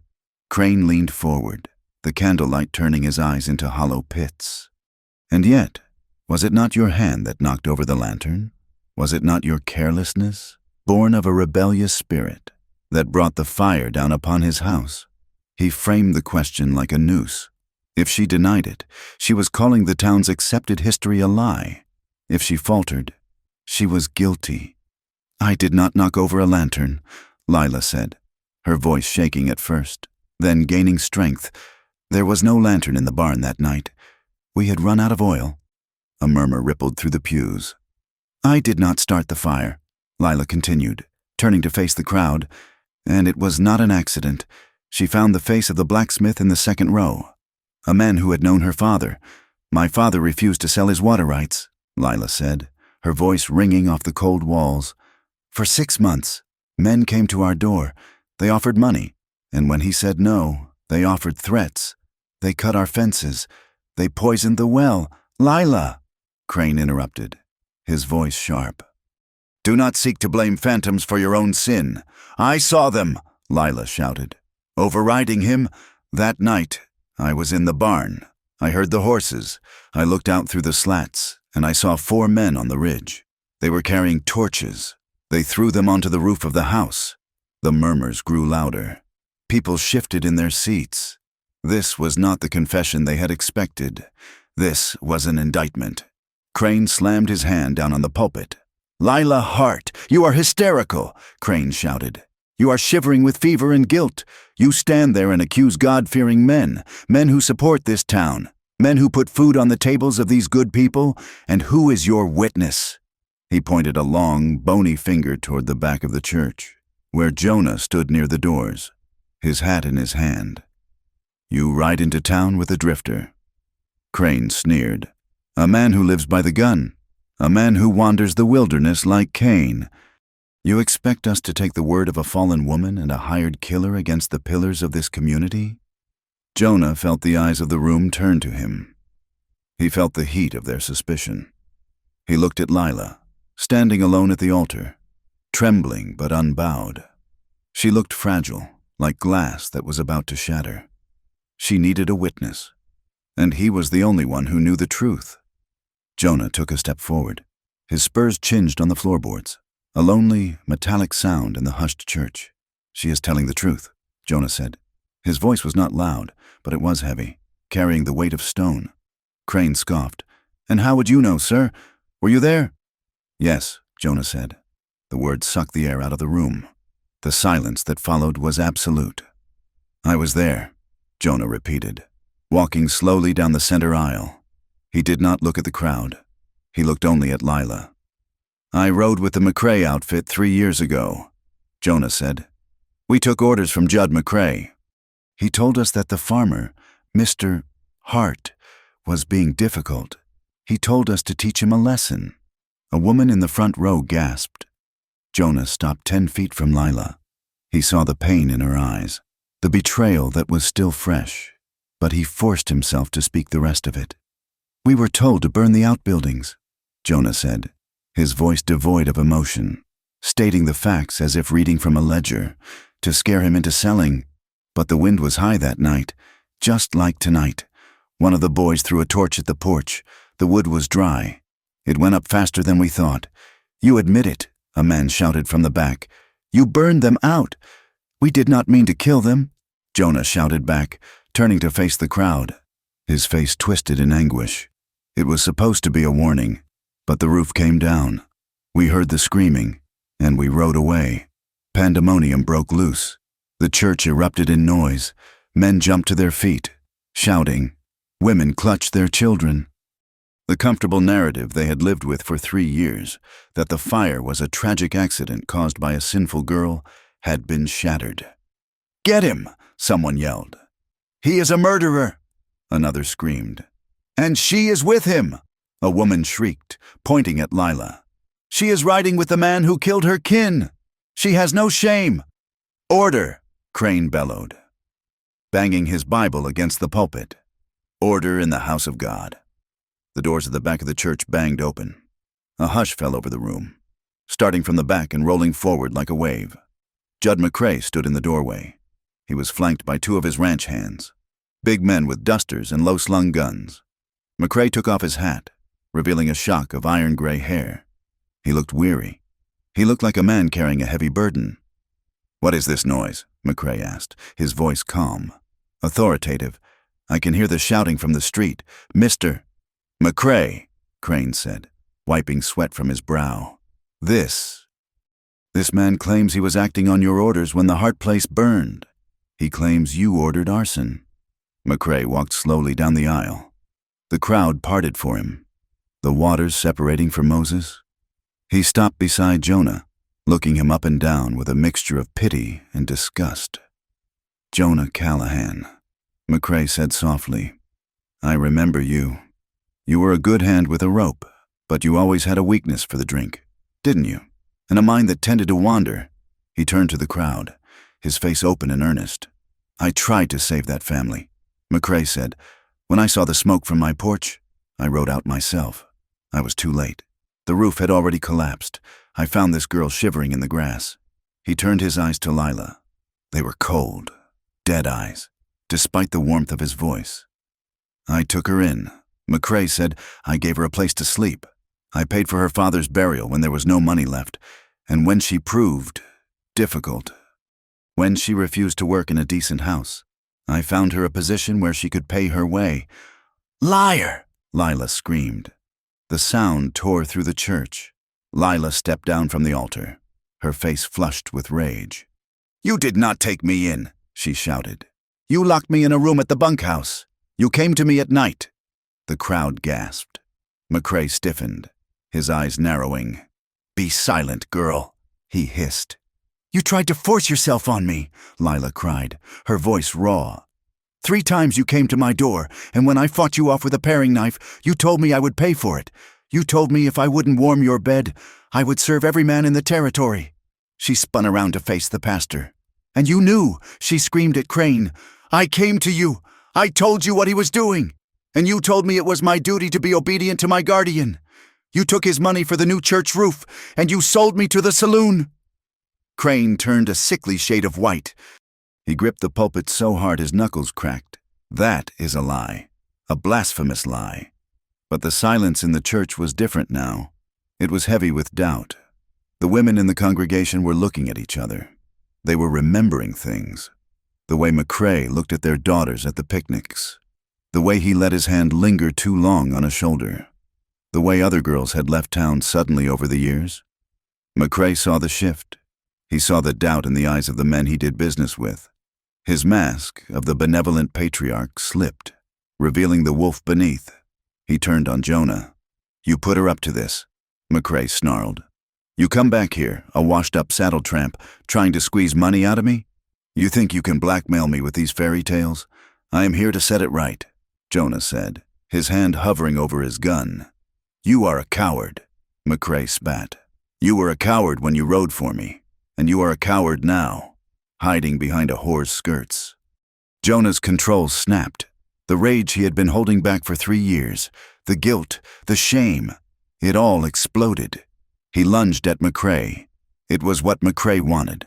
As Jonah moved, the ranch hand to his right stepped in. He didn't go for his gun. He swung the heavy barrel of his revolver in a short, brutal arc. The steel connected with Jonah's temple with a sickening crack. Jonah crumpled. He hit the floorboards hard, sliding into the aisle. He tried to push himself up, blood streaming down the side of his face, blinding him in one eye. Lila screamed his name, rushing forward, but the second ranch hand grabbed her, pinning her arms behind her back. "Sheriff," McCrae shouted, straightening his vest. "Arrest this man! He attacked me! You all saw it! He is inciting violence in a house of worship!" Sheriff Barnes, a thick-set man who owed his election and his gambling debts to McCrae, pushed through the crowd. He hauled Jonah up by his collar. Jonah was dazed, his legs dragging, blood dripping onto his shirt. "Get him to the cell," Barnes grunted to his deputy. "No!" Lila shrieked, struggling against the man holding her. "He didn't do anything. It was a trap." McCrae walked over to her. He stood close, So close she could smell the whiskey on his breath beneath the peppermint he chewed. "Take her out of here," McCrae said quietly. "She is clearly disturbed. Her mind has snapped under the strain of her sin." Crane quickly jumped back in, desperate to regain control. Yes, she is unwell. We must find a place where she can be watched. Perhaps the mining camp has facilities for the indigent." The crowd watched, paralyzed by the speed of the violence and the weight of authority. They were confused, angry, and scared, and in their fear, they did nothing. Lila was dragged out of the church, her heels digging into the floorboards, her eyes locked on the smear of Jonah's blood on the wood. The night air outside was freezing, a shock to the system after the stuffy church. Lila was thrown to the ground in the dirt street. She scrambled up, but she was surrounded. McCrae, his two hands, and the sheriff stood in a semicircle. The townsfolk were lingering on the church steps, watching from a distance, but McCrae waved them away. "Go on home," he shouted. "Show is over. The law's handling it." He turned to Lila. The mask was completely gone now. His face was hard, cruel, and satisfied. He pulled a folded piece of paper from his coat pocket. "You have caused me a lot of trouble tonight, Lila," McCrae said, smoothing the paper. "But I am a forgiving man." He held the paper out. "This is a statement," he said. "It says that you were delirious with cold, that you made up the stories about the fire and about my attentions toward you. It says you are grateful for my guardianship and that you agreed to be placed in the care of the Copper Ridge Mining Company for a period of 5 years to work off your debts." Lila stared at the paper. The wind whipped it back and forth. "I will never sign that," she spat. McCrae smiled. It wasn't a nice smile. "I thought you might say that. So here is the alternative." He nodded toward the small stone jailhouse down the street. "That cowboy of yours is in a bad way. The sheriff tells me he resisted arrest. Might be he tries to escape tonight. If he does, well, the sheriff has the right to shoot a fleeing prisoner." Lila felt her heart stop. "You would kill him." "He is nothing," McCrae said with a shrug. "A drifter, a traitor. No one will miss him. He will just be another body in the desert." He leaned in closer. "But if you sign, Lila, if you get on the wagon tomorrow morning for Copper Ridge, I will let him go. I will have the sheriff turn him loose with a warning. He rides out, and he lives." Lila looked at the jailhouse. She thought of Jonah. She thought of how he had looked at her in the cabin, with no demand in his eyes. She thought of how he had stood up in the church, destroying his own life to try and save hers. "I need an answer," McCrae said. "Let me see him," Lila whispered. McCrae considered this. Then he nodded. 5 minutes. "Then you sign." The jail cell was a stone box, colder than the grave. There was no fire. The only light came from a lantern hanging in the corridor where the deputy sat, feet up on the desk, whittling a stick. Lila gripped the iron bars. The metal bit into her skin. "Jonah?" she whispered. There was a movement in the shadows on the floor.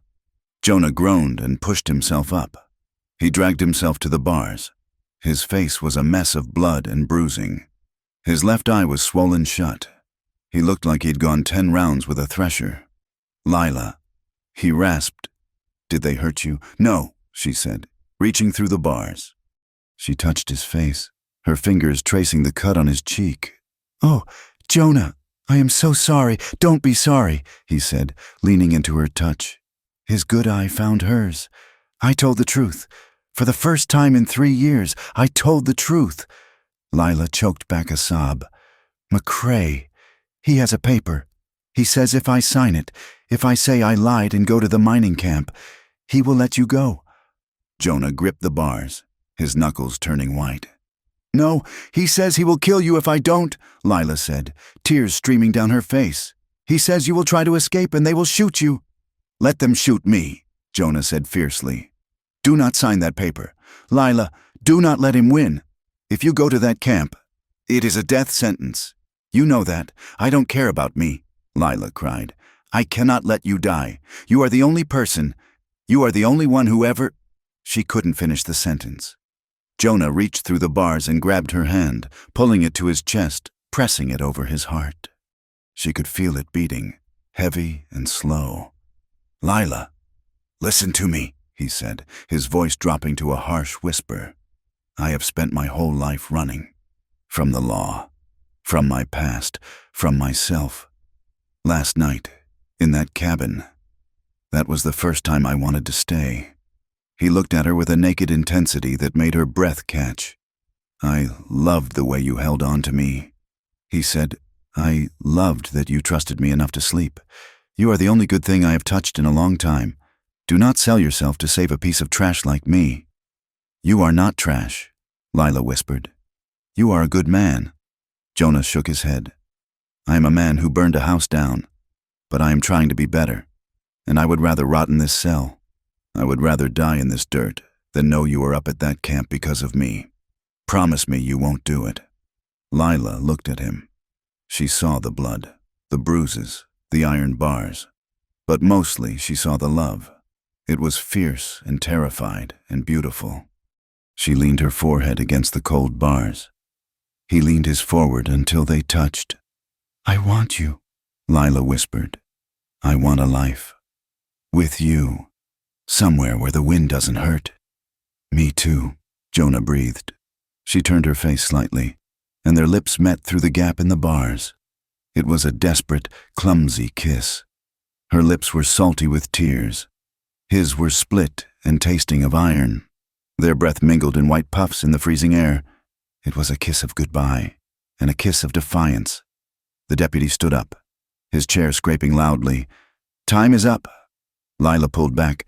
She looked at Jonah one last time. She saw the plea in his eyes. "Don't do it." She turned and walked out of the jailhouse. McCrae was waiting on the boardwalk, the paper in one hand, a pen in the other. He looked smug. He looked like a man who had already won. "Well," he asked, "you said your goodbyes?" Lila stood before him. The wind whipped her hair across her face. She looked at the paper.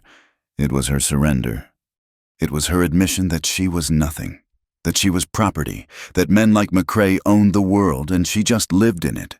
She thought of Jonah. "I would rather die." She thought of her father. She thought of the fire, and then she felt something harden inside her chest. It wasn't just anger anymore. It was cold, diamond-hard resolve. She was done being the victim.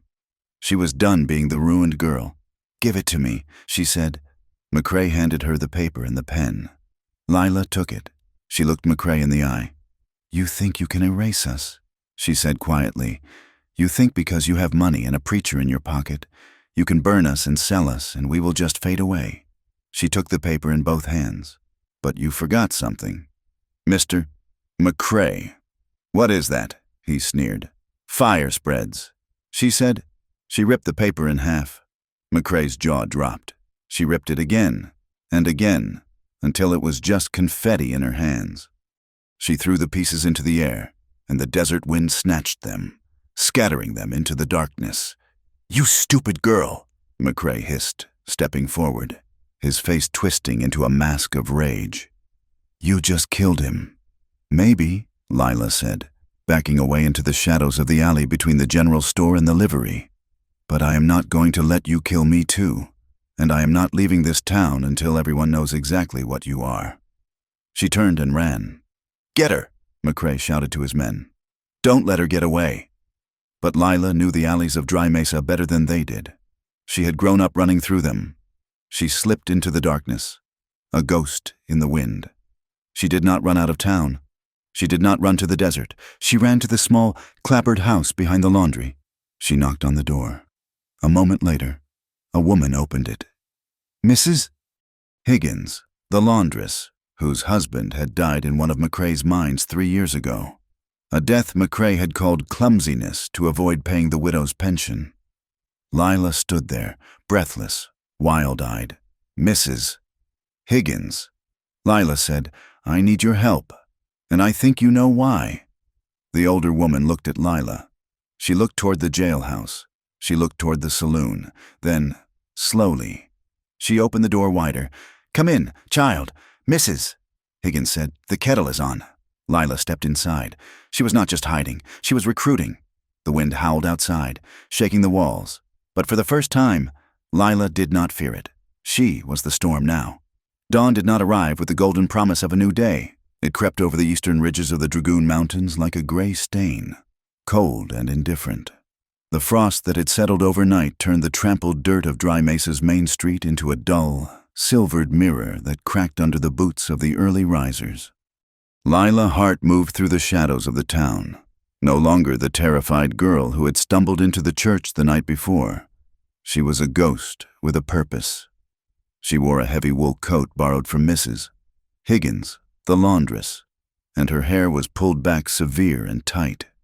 She moved from the back door of the laundry to the small, leaning shack of Silas Miller, a ranch hand who had lost 3 fingers and a brother to the perilous conditions of McCrae's copper mines.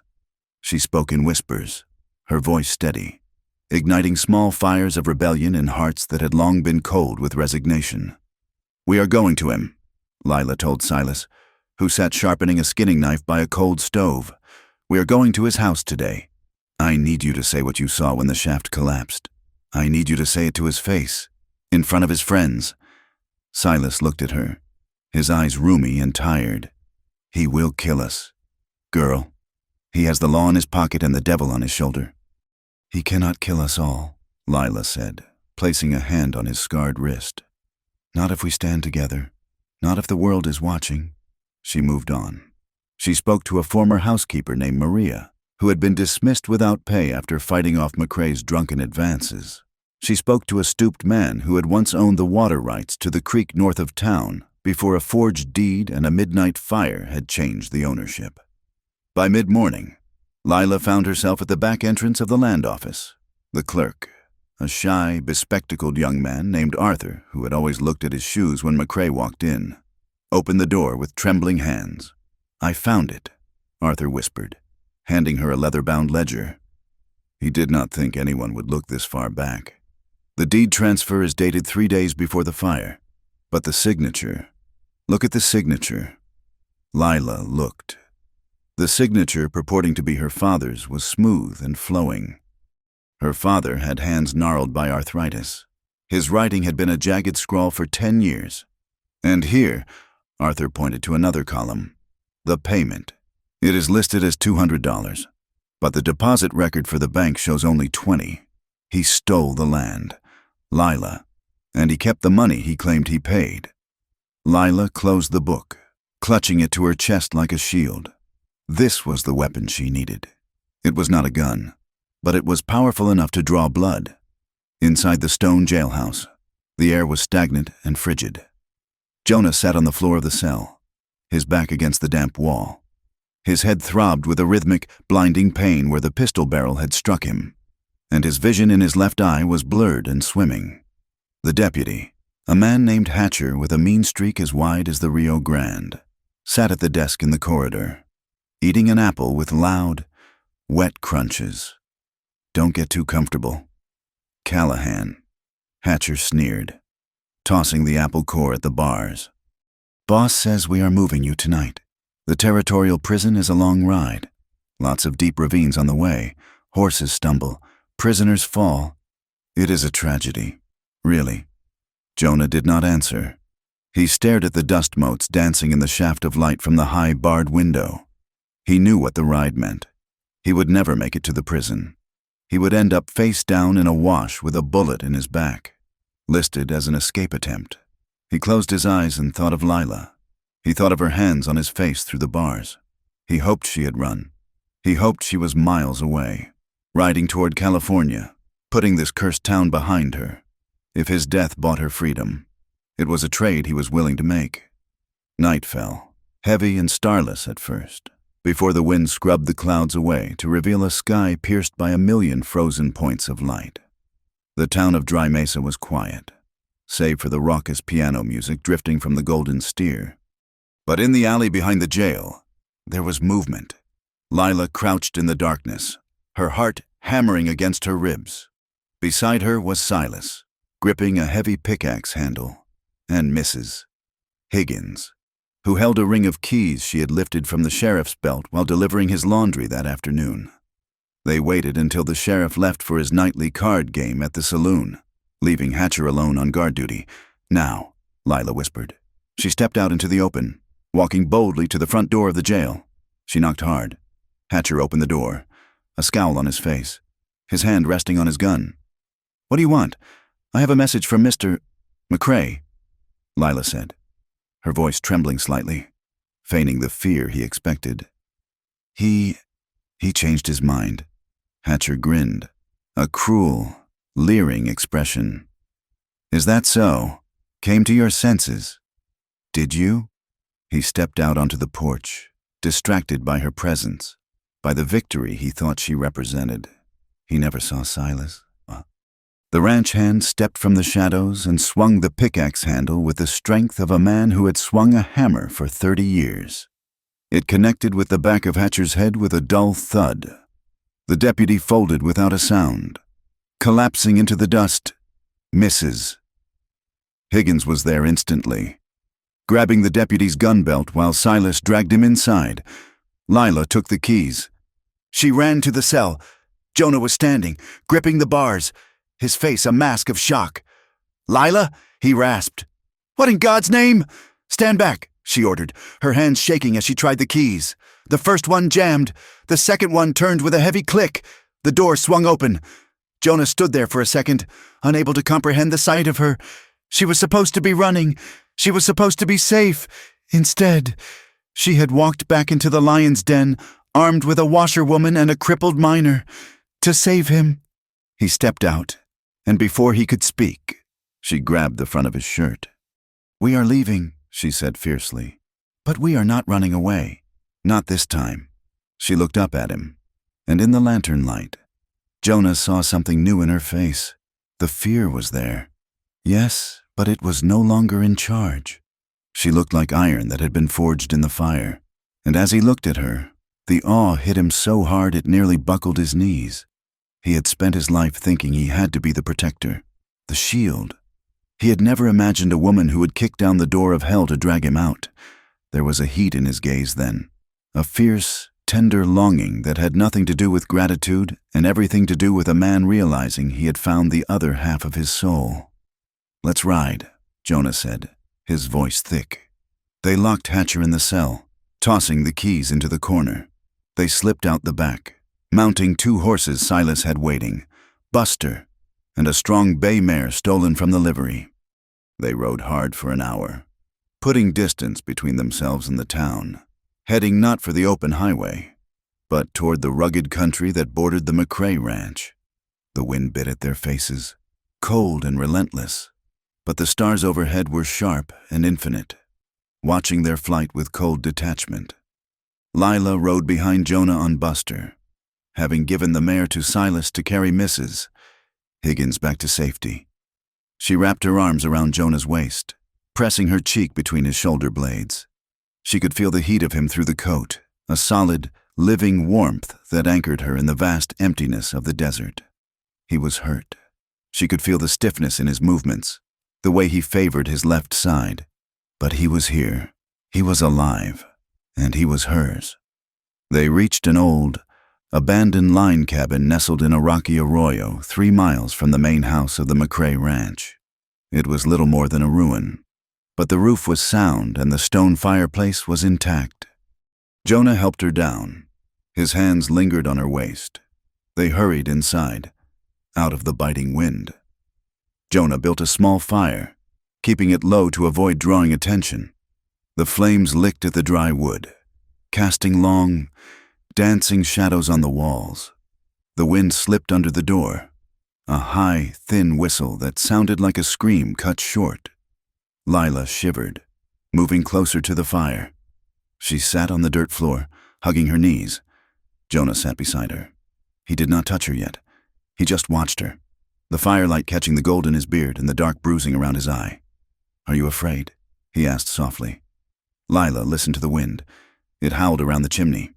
"Every time the wind blows like this," she whispered, not looking at him, "I hear it. The fire. I hear the timber cracking. I hear Toby screaming for me to help him. It never stops. Jonah, it is always there, just at the edge of the noise." She turned to him, her eyes wide and wet. "But when you hold me, when I am with you, the sound goes away. It gets quiet? Jonah let out a breath he felt like he had been holding for 3 years. He reached out, his hand trembling slightly, and brushed a stray lock of hair from her forehead. His rough fingers grazed her skin, a touch so gentle it made her ache. "I have wanted to hold you since the minute I found you in the snow," Jonah admitted, his voice husky and raw. "And not just to warm you up. I looked at you, Lila, and I saw all the things I threw away. I saw a chance to be something other than a hired gun." He leaned closer, his gray eyes searching hers. "I don't just want to save you, Lila. I want to spend the rest of my life making amends to you. I want to build a house where the wind cannot get in. I want to be the man who stays." Lila made a small, broken sound. She moved toward him instinctively, desperate for the contact. They met in the space between the fire and the dark. His hands came up to frame her face, calloused palms against her soft skin. Her hands gripped the lapels of his coat, pulling him down. The kiss was slow at first, tentative, a question asked and answered in the dark. "Are you sure?" "Yes, always."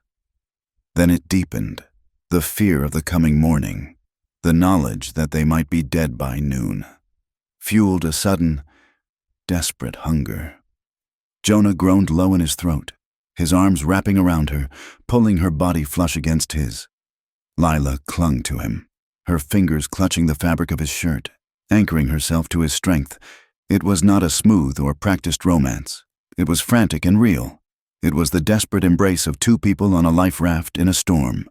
They sought warmth in the frozen night. They sought reassurance that they were alive, that they were real, that they were not just ghosts haunting a dead landscape.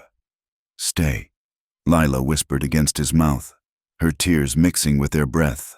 "Promise me you will stay." "Forever," Jonah murmured, pressing his forehead against hers. "I am not going anywhere."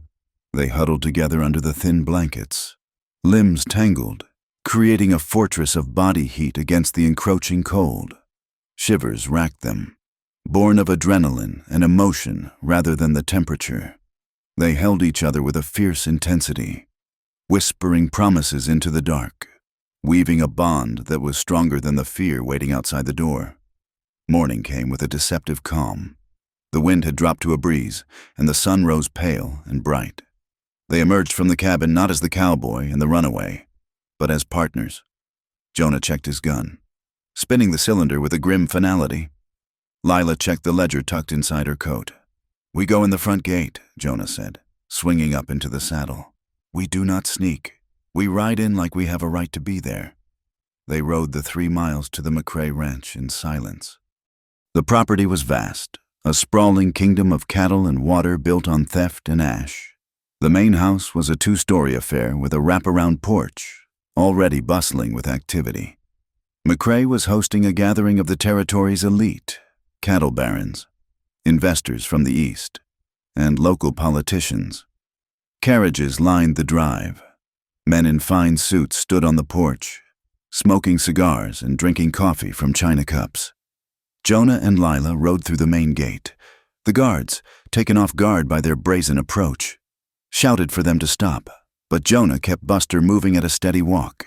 They rode right up to the porch steps. The conversation on the porch died. McCrae was standing near the door, laughing at a joke told by the territorial governor. He froze when he saw them. His face went purple, then white. He stepped to the railing. "You!" he shouted. "Sheriff!" Why is this man not in irons? Sheriff Barnes was nowhere to be seen, likely still sleeping off his whiskey or nursing a headache. Lila slid down from the horse. She walked up the steps, her boots loud on the wood. The guests parted for her, confused by this disheveled woman with the fierce eyes. "I am here to return something to you." "Mr. McCrae," Lila said, her voice shaking but loud enough to carry across the yard. She pulled the ledger from her coat. "This is the record of payment for the Hart homestead," she announced, holding it up. McCrae's eyes bulged. "Where did you get that? That is stolen property." "It proves you paid $20 for a farm worth $200, Lila shouted. "It proves you forged my father's signature 3 days before you burned his house down." Murmurs rippled through the crowd. The governor frowned, looking from Lila to McCrae, and I have witnesses. Lila turned to the yard. Silas Miller and Mrs. Higgins rode in through the gate, flanked by 3 other miners. They didn't look like an army, but they looked like the truth. "Tell them!" "Silas!" Lila yelled. Silas stayed on his horse, raising his maimed hand.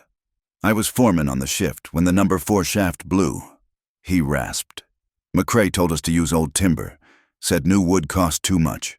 My brother is buried under that rock because of this man's greed." McCrae laughed, a high, nervous sound. "These are lies.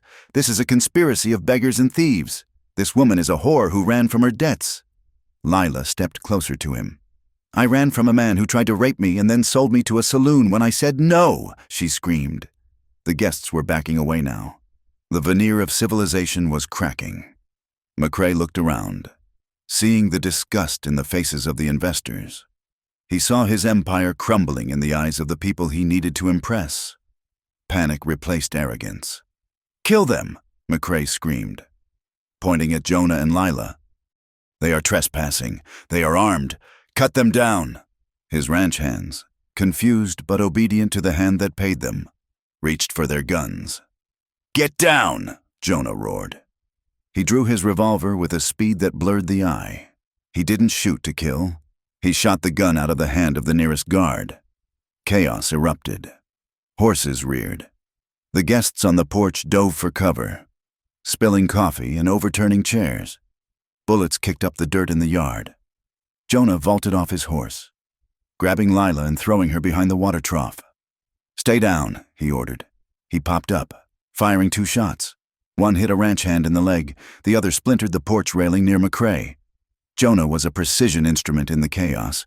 He moved, fired, and moved again, drawing the fire away from Lila. He was not fighting for land or money. He was fighting for her. A guard on the roof of the bunkhouse took aim at Lila, who was trying to crawl toward the ledger she had dropped. Jonah saw the glint of the rifle barrel. "No!" he shouted. He broke cover, sprinting across the open ground. He threw himself in front of Lila just as the rifle cracked. The bullet hit him high in the shoulder. The impact spun him around, and he went down hard, gasping for air. "Jonah!" Lila screamed, scrambling to him. McCrae, seeing Jonah down, pulled a hidden derringer from his vest. He stepped off the porch, walking toward them, his face twisted in a rictus of hate. "I should have burned you both in that barn," he snarled, raising the small pistol. A shot rang out. It was loud and close. McCrae stopped. A look of profound confusion crossed his face. He looked down at his chest, where a red flower was blooming on his white shirt. He looked up, past Jonah and Lila. Silas Miller sat on his horse, smoke curling from the barrel of an old dragoon pistol. His hand was steady.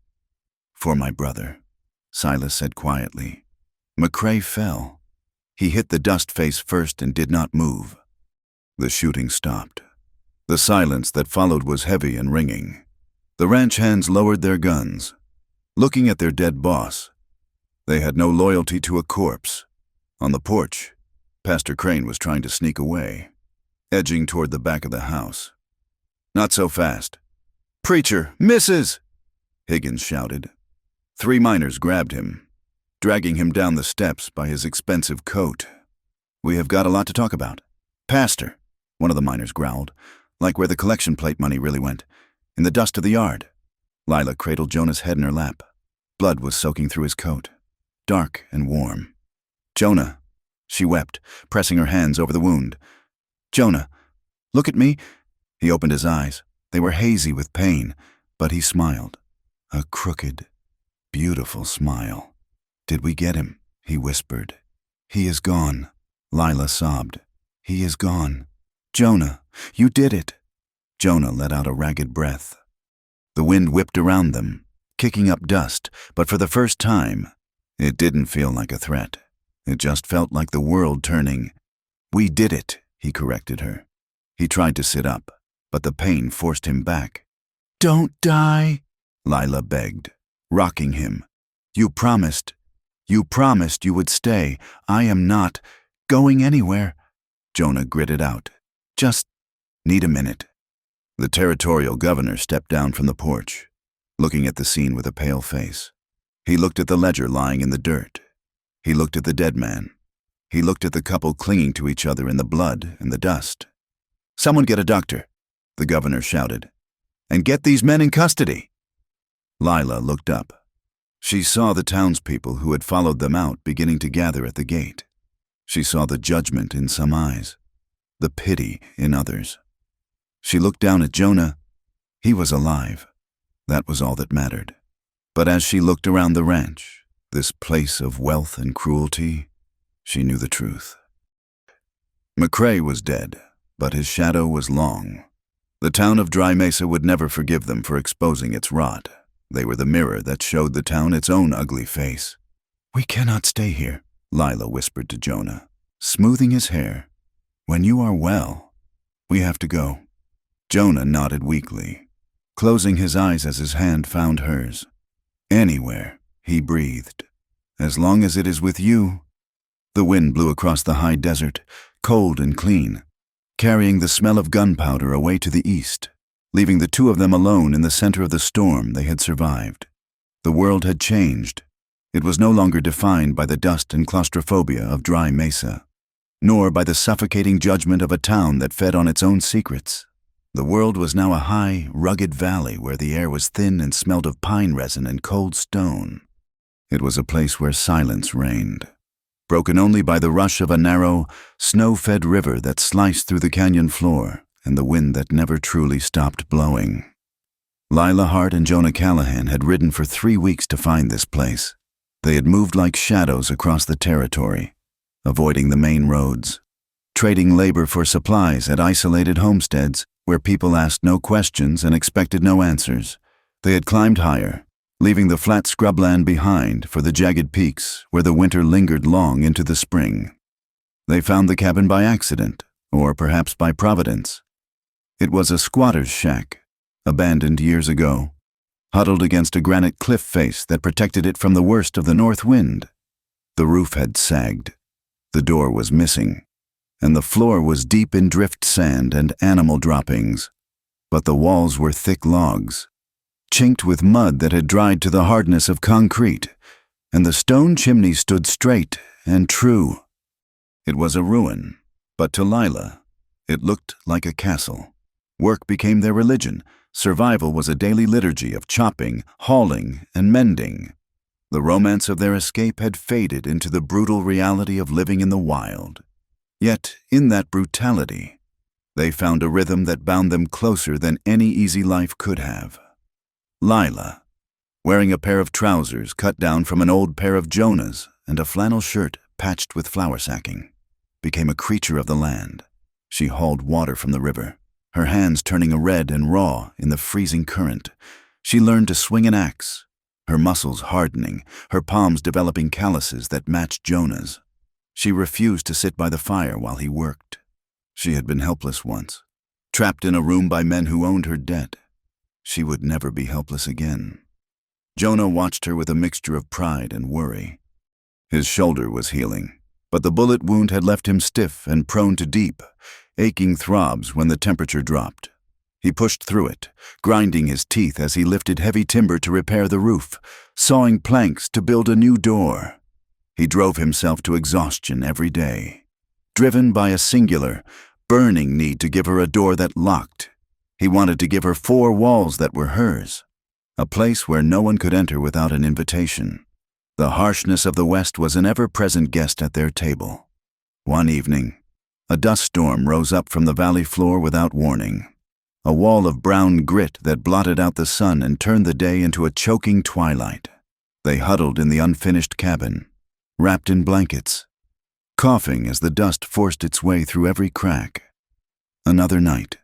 The temperature plunged so low that frost crept across the inside of the single glass pane Jonah had salvaged from a trapper's cache, forming intricate, deadly patterns. The river swelled after a freak thaw, threatening to wash away their meager stockpile of firewood. And there were the coyotes. They sang to the moon, a yipping, maniacal chorus that echoed off the canyon walls. To Jonah, It was just the sound of the wild. To Lila, it sounded like laughter. It sounded like the men in the saloon. But there were other moments. Moments that grew like small, resilient flowers in the cracks of a rock. One morning, Lila attempted to make biscuits in the Dutch oven using flour that had gone weevily and a tin of baking powder that had lost its potency. They came out hard as river stones and burnt black on the bottom. Jonah took a bite, chewed methodically for a long minute, and then looked at her with solemn eyes. "Well," he said, his voice grave, "if we ever run out of ammunition, we can load these into the Winchester. They would stop a buffalo." Lila stared at him, mortified, until the corner of his mouth twitched. She threw a dish rag at his head, and for the first time in months, she laughed. It was a rusty sound, startled and bright, and Jonah looked at her as if she had just invented the sun. In the evenings, by the light of the fire, they tended to the wounds of the past. Lila found an old King James Bible left by the previous tenant, its pages water-stained and curling. She also had a tattered dime novel Jonah carried in his saddlebag, a lurid tale called The Phantom Scout of the Dakotas. Jonah's reading was halting. He traced the words with a finger, stumbling over the longer syllables. He had left school at 8 to work the herds. Lila sat beside him, her shoulder pressing against his, and corrected him gently. "It is redemption," she said softly, pointing to the word in the Bible. "Not redemption, it means being saved, being bought back." Jonah looked at the word. "Redemption. Like what you did for me," he said quietly. Lila shook her head. "No, we saved each other." Later, she sat on a stump while Jonah mended the hem of her dress. His hands, so deadly with a gun and so strong with a rope, were clumsy with the tiny needle. He frowned in concentration, his tongue poking from the corner of his mouth, making stitches that were uneven but strong. Lila watched him, feeling a lump in her throat. She had known men who would kill for pride. She had never known a man who would sew a hem by firelight because he didn't want her to trip. Their desire remained. A low, constant heat that flared in the quiet moments. It was there when he brushed snow from her shoulders after she came in from the woodpile, his hands lingering on the wool of her coat. It was there when they curled together under the pile of furs and blankets at night, the wind howling outside like a disappointed ghost. It was no longer just the frantic, desperate need of that first night in the line shack. It was woven into the fabric of their survival. It was a kiss in the doorway as the dawn light spilled over the valley, turning the snow to gold. It was the way he pulled her against him in his sleep, murmuring her name. It was the way she pressed her cold feet against his calves, and he didn't pull away. But they were not free, not entirely. The shadows lingered. Lila woke some nights with a gasp, sitting bolt upright, her nostrils flared. "Fire," she would whisper, her eyes wide and unseeing. "Jonah, I smell smoke." Jonah would wake instantly, his hand going to the revolver he kept under his pillow. He would listen. He would smell the air. There was only the scent of pine and cold ash. "It is the stove." He would soothe her, pulling her back down. "Just the stove. Lila, the house is safe." But he had his own ghosts. Sometimes, when he was chopping wood, the sound of wind in the canyon sounded like hoofbeats. He would freeze, the axe raised, his heart hammering a frantic rhythm against his ribs. He expected McCrae's ghost to come riding up the trail. He expected Crane's wrath to manifest as a posse of hangmen. He knew that men like McCrae had long reaches, even from the grave. A month after they finished the roof, a traveling peddler made his way up the valley with a mule loaded with tin pots and dry goods. He was a chatty man, starving for conversation, and he traded a sack of cornmeal for a hot meal in a place by the fire. "You folks hear the news from down south?" the peddler asked, scraping his plate clean, big stir in dry mesa. Jonah and Lila exchanged a look. Jonah's hand drifted off the table, resting on his knee. "What kind of stir?" Jonah asked, his voice carefully neutral. The peddler leaned in, eager to share the gossip. The big man, McCrae, dead, shot by his own foreman. They say, and the preacher, fellow named Crane, The territory bishop came down and dragged him out by his ear. Seems there was an inquiry, missing funds, and other things. Lila gripped her tin cup. What other things? The peddler shrugged. Talk is he was turning a blind eye to some unsavory business regarding young women. Town turned on him, ran him out on a rail before the law could even take him. He paused, chewing on a piece of jerky. Strange thing, though, some folks still say it was a tragedy. Say McCrae was a saint, and the girl who started the trouble was a liar and a witch. You know how it is. People hate to admit they were wrong. They would rather hang the messenger than read the letter. Lila looked down at the table. Even with McCrae dead and Crane disgraced, she was still the villain in the story of Dry Mesa. The truth had freed her body, but it had not cleared her name. Jonah saw the sag in her shoulders. He reached under the table and took her hand, squeezing it hard. The peddler moved on the next morning, leaving behind a sack of dried apples and a cloud of unease. 2 weeks later, the fear took shape. It was mid-afternoon. The sun was high and harsh, bleaching the color from the rock. Lila was by the river, washing shirts in the icy water, when she saw them. Silhouettes on the ridge. 3 riders. They were backlit by the sun, dark cutouts against the blue sky, motionless as vultures. Lila dropped the wet shirt. The cold water soaked her boots, but she didn't feel it. The old terror, the one that lived in her marrow, surged up. They had found them. "Jonah!" she screamed, scrambling up the bank. Jonah was already out the door of the cabin, the Winchester in his hands. He had seen them too. His jaw was tight, his eyes narrowed to slits. He moved to the edge of the porch, using the support post as cover. "Get inside. Lila!" he ordered, his voice flat and deadly. Lila ran to the porch, but she didn't go inside. She grabbed the shotgun they kept by the door, an old, rust-pitted thing the peddler had thrown in for cheap, and stood beside him. "I am not hiding," she said. Jonah glanced at her. He saw the tremble in her hands, but he also saw the set of her chin. He didn't argue. The riders began to descend the trail. They moved slowly, deliberately. They were not riding like a posse hell-bent on a lynching. They were riding like men who were paid by the hour. As they got closer, Jonah lowered the rifle slightly.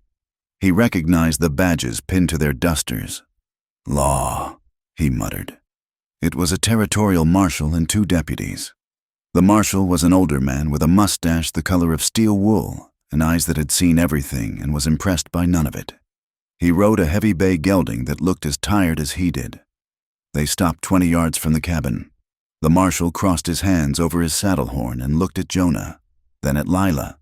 "Jonah Callahan?" the marshal asked. His voice was like dry leather cracking. Jonah didn't step out from cover. "Who is asking?" "Marshal Davies, out of Tucson." The marshal nodded toward the cabin. "And you would be Lila Hart?" Lila stepped forward, the shotgun heavy in her hands. "I am," Davies sighed, a long, weary exhalation. "You 2 are hard to find. We have been tracking you since Dry Mesa." "What do you want?" Jonah asked, his finger resting on the trigger guard. Davies reached into his saddlebag. The deputies tensed, their hands hovering near their guns. "Easy," Davies said to his men. Then, to Jonah, "I have got paperwork. Son, that is all."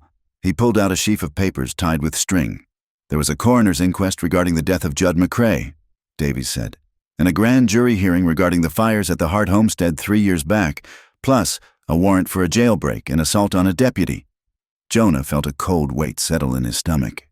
This was it. They hadn't come to kill him. They had come to cage him. "I won't go back," Jonah said. "I won't hang for stopping a man who needed killing." Lila stepped off the porch. She walked straight toward the horses. "Lila!" Jonah hissed. She ignored him. She stopped in front of the marshal's horse and looked up at him. She was small compared to the men and the beasts, but she stood like a giant. "He didn't kill McCrae," Lila said, her voice clear and ringing in the thin air. "Silas Miller did. And Jonah didn't break out of jail to run. He broke out to save me because McCrae was going to sell me to a mining camp. She took a breath, tears of frustration pricking her eyes. You have papers. Fine. Do your papers say that McCrae burned my father alive? Do they say he stole our land? Do they say Pastor Crane took bribes to look the other way while I was abused? Lila pointed back at Jonah. That man is the only reason I am alive. He told the truth when everyone else lied. He took a bullet for me. If you are here to arrest him, you will have to arrest me too. And you will have to shoot us both, because we are not going back to that cage. The valley was silent. The wind rustled the pines. Marshal Davies looked down at Lila. He looked at her worn hands, her patched clothes, the fierce, protective fire in her eyes. Then he looked at Jonah, who had stepped out onto the porch, exposing himself to fire to cover her, his face resigned but ready to bleed for her. Davies slowly put the papers back in his bag. He rubbed his face with a gloved hand. The inquest ruled McCrae's death justifiable homicide in defense of another, Davies said quietly. Silas Miller testified. So did half the town once the fear wore off. He looked at Jonah. As for the jailbreak, well, the sheriff in Dry Mesa seems to have lost the paperwork on that, and the deputy you hit, he has a thick skull. He woke up with a headache, but he is living. Jonah lowered the rifle, his knees feeling suddenly weak. So, we are free? Davies looked at him hard. You admitted to being part of the party that set the fire 3 years ago. Callahan, you admitted to arson. Jonah nodded, shame coloring his cheeks. I did, and I will pay for it, eh? Davies shook his head. The statute of limitations hasn't run out, but the witnesses... Well, the only witness is standing right there. He nodded at Lila. If she presses charges, I have to take you in. If she says you were an accessory to murder, you ride with me. The marshal looked at Lila. It is up to you. Miss Hart, do you want to press charges against this man? Lila turned to Jonah. She looked at the man who had carried her through the snow, the man who had faced down a town for her, the man who was currently building her a door so she would feel safe. She looked back at the marshal. No, she whispered. He has paid his debt. He pays it every day. Davies nodded. He looked satisfied. Then I guess my business here is done. He gathered his reins. I will tell you this, though, Davies said, his tone turning stern. You have a record. Callahan. People know your name. You step out of line. You pick up a gun in anger again without just cause, and I will come back. And I won't be alone. I understand. Marshal, Jonah said. And you, Miss Hart, Davies added. Tipping his hat. You stay out of trouble. The territory is a big place, but it is small for folks with enemies. Keep to yourselves. We intend to, Lila said. The marshal signaled his deputies. They turned their horses and began the long climb back up the ridge. Wait, Jonah called out. Davies paused. Is that it? Jonah asked, disbelief in his voice. You rode 3 weeks just to tell us we are not arrested? Davies looked back over his shoulder. The ghost of a smile touched his lips.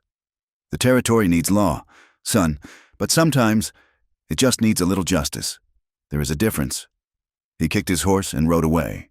Jonah and Lila stood in the yard until the riders were just specks on the horizon, until the sound of their hoofbeats was swallowed by the vastness of the valley. They didn't cheer. They didn't shout. The relief was too deep for that. It was a physical unspooling of tension that left them both trembling. They walked up to the ridge above the cabin, needing to see the land, needing to see that the threat was truly gone. The sun was beginning to set, painting the sky in bruised purples and golds, casting long shadows across the snow. The wind picked up. It came rushing down from the peaks, cold and biting, tugging at Lila's hair and whipping Jonah's coat around his legs. Lila crossed her arms, shivering. She looked out at the empty horizon. It is over, she said softly. Is it? Jonah asked, standing beside her. Lila didn't answer immediately. She watched a hawk circling in the distance. They didn't arrest us, she said, but that doesn't mean it is gone. Dry Mesa is still there. The memories are still there. She turned to him. Her eyes were dark and vulnerable. Do you know what I am most afraid of? Jonah? He turned to face her. Tell me. I am afraid that one morning I will wake up and you will realize that you don't have to stay anymore, she confessed, the words rushing out. You stayed because I was in danger. You stayed because you felt guilty. But now, the law says you are free. You could go anywhere. You could find a life that isn't this hard. She gestured to the broken land, the half-built cabin, her own rough hands. People always say forever when the night is dark, she whispered, but they forget in the daylight. Jonah looked at her. He saw the scars of her abandonment. He saw the girl who had been left by everyone who was supposed to protect her. He reached out and took her face in his hands. His palms were rough, warm, and solid. He rested his forehead against hers, closing his eyes, shutting out the vast, indifferent world. Lila, he said, his voice low and vibrating against her skin. Look at me. She opened her eyes. I ran for 5 years. Jonah said, I ran from what I did. I ran from who I was. I was a ghost riding a horse. He stroked her cheek with his thumb. I am not staying because of the law. I am not staying because of guilt. I made peace with my guilt the day I took that bullet for you. He leaned back slightly, locking his eyes with hers. I am staying because for the first time in my life, I am not running from something. I am running to something. You are my home. Lila. This cabin, this valley, it is just dirt and wood. You are the home. Lila let out a sob, a sound of pure release. She threw her arms around his waist, burying her face in his chest. She held him with a desperate strength, her fingers clutching the fabric of his shirt as if she were trying to anchor him to the earth. To her. Jonah wrapped his arms around her, pulling her off her feet, holding her tight against him. He buried his face in her hair, breathing in the scent of pine and wind and woman. I will stay forever, he said into the wind, as long as there is breath in my body. As long as you want me, forever is all I ever wanted, Lila whispered back. Not from God, not from the town, just from you. They stood there as the sun dipped below the jagged horizon, plunging the valley into twilight. The wind howled around them, freezing and wild. It was a harsh land. The winter would be long. The wolves would come. The memories would return in the dark. But as they stood on the ridge, 2 small figures against the vastness of the American West, they did not turn away from the wind. They leaned into it. They leaned into each other. Jonah kissed her, and it tasted of cold air and promise. Below them, the cabin waited. There was a fire to build. There was a door to finish. There was a life to carve out of the stone. They turned and walked down the slope together, hand in hand, choosing the hard path, choosing the cold wind, choosing each other, again and again. Thank you so much for listening to the final chapter of Promise Me You'll Stay Forever. It has been a long journey from the frozen streets of Dry Mesa to this quiet valley, and I am grateful you rode along with Lila and Jonah. I would love to know where you are listening from today. Please leave a comment below and let me know which part of the world you call home. If you enjoyed this story and want to hear more tales of grit, love, and survival on the frontier, please make sure to subscribe to From Wild West. I have many more stories to tell, and I'd be honored to have you around the campfire for the next one. Share your thoughts on the ending in the comments. Did they find the peace they deserved? Until next time, keep riding.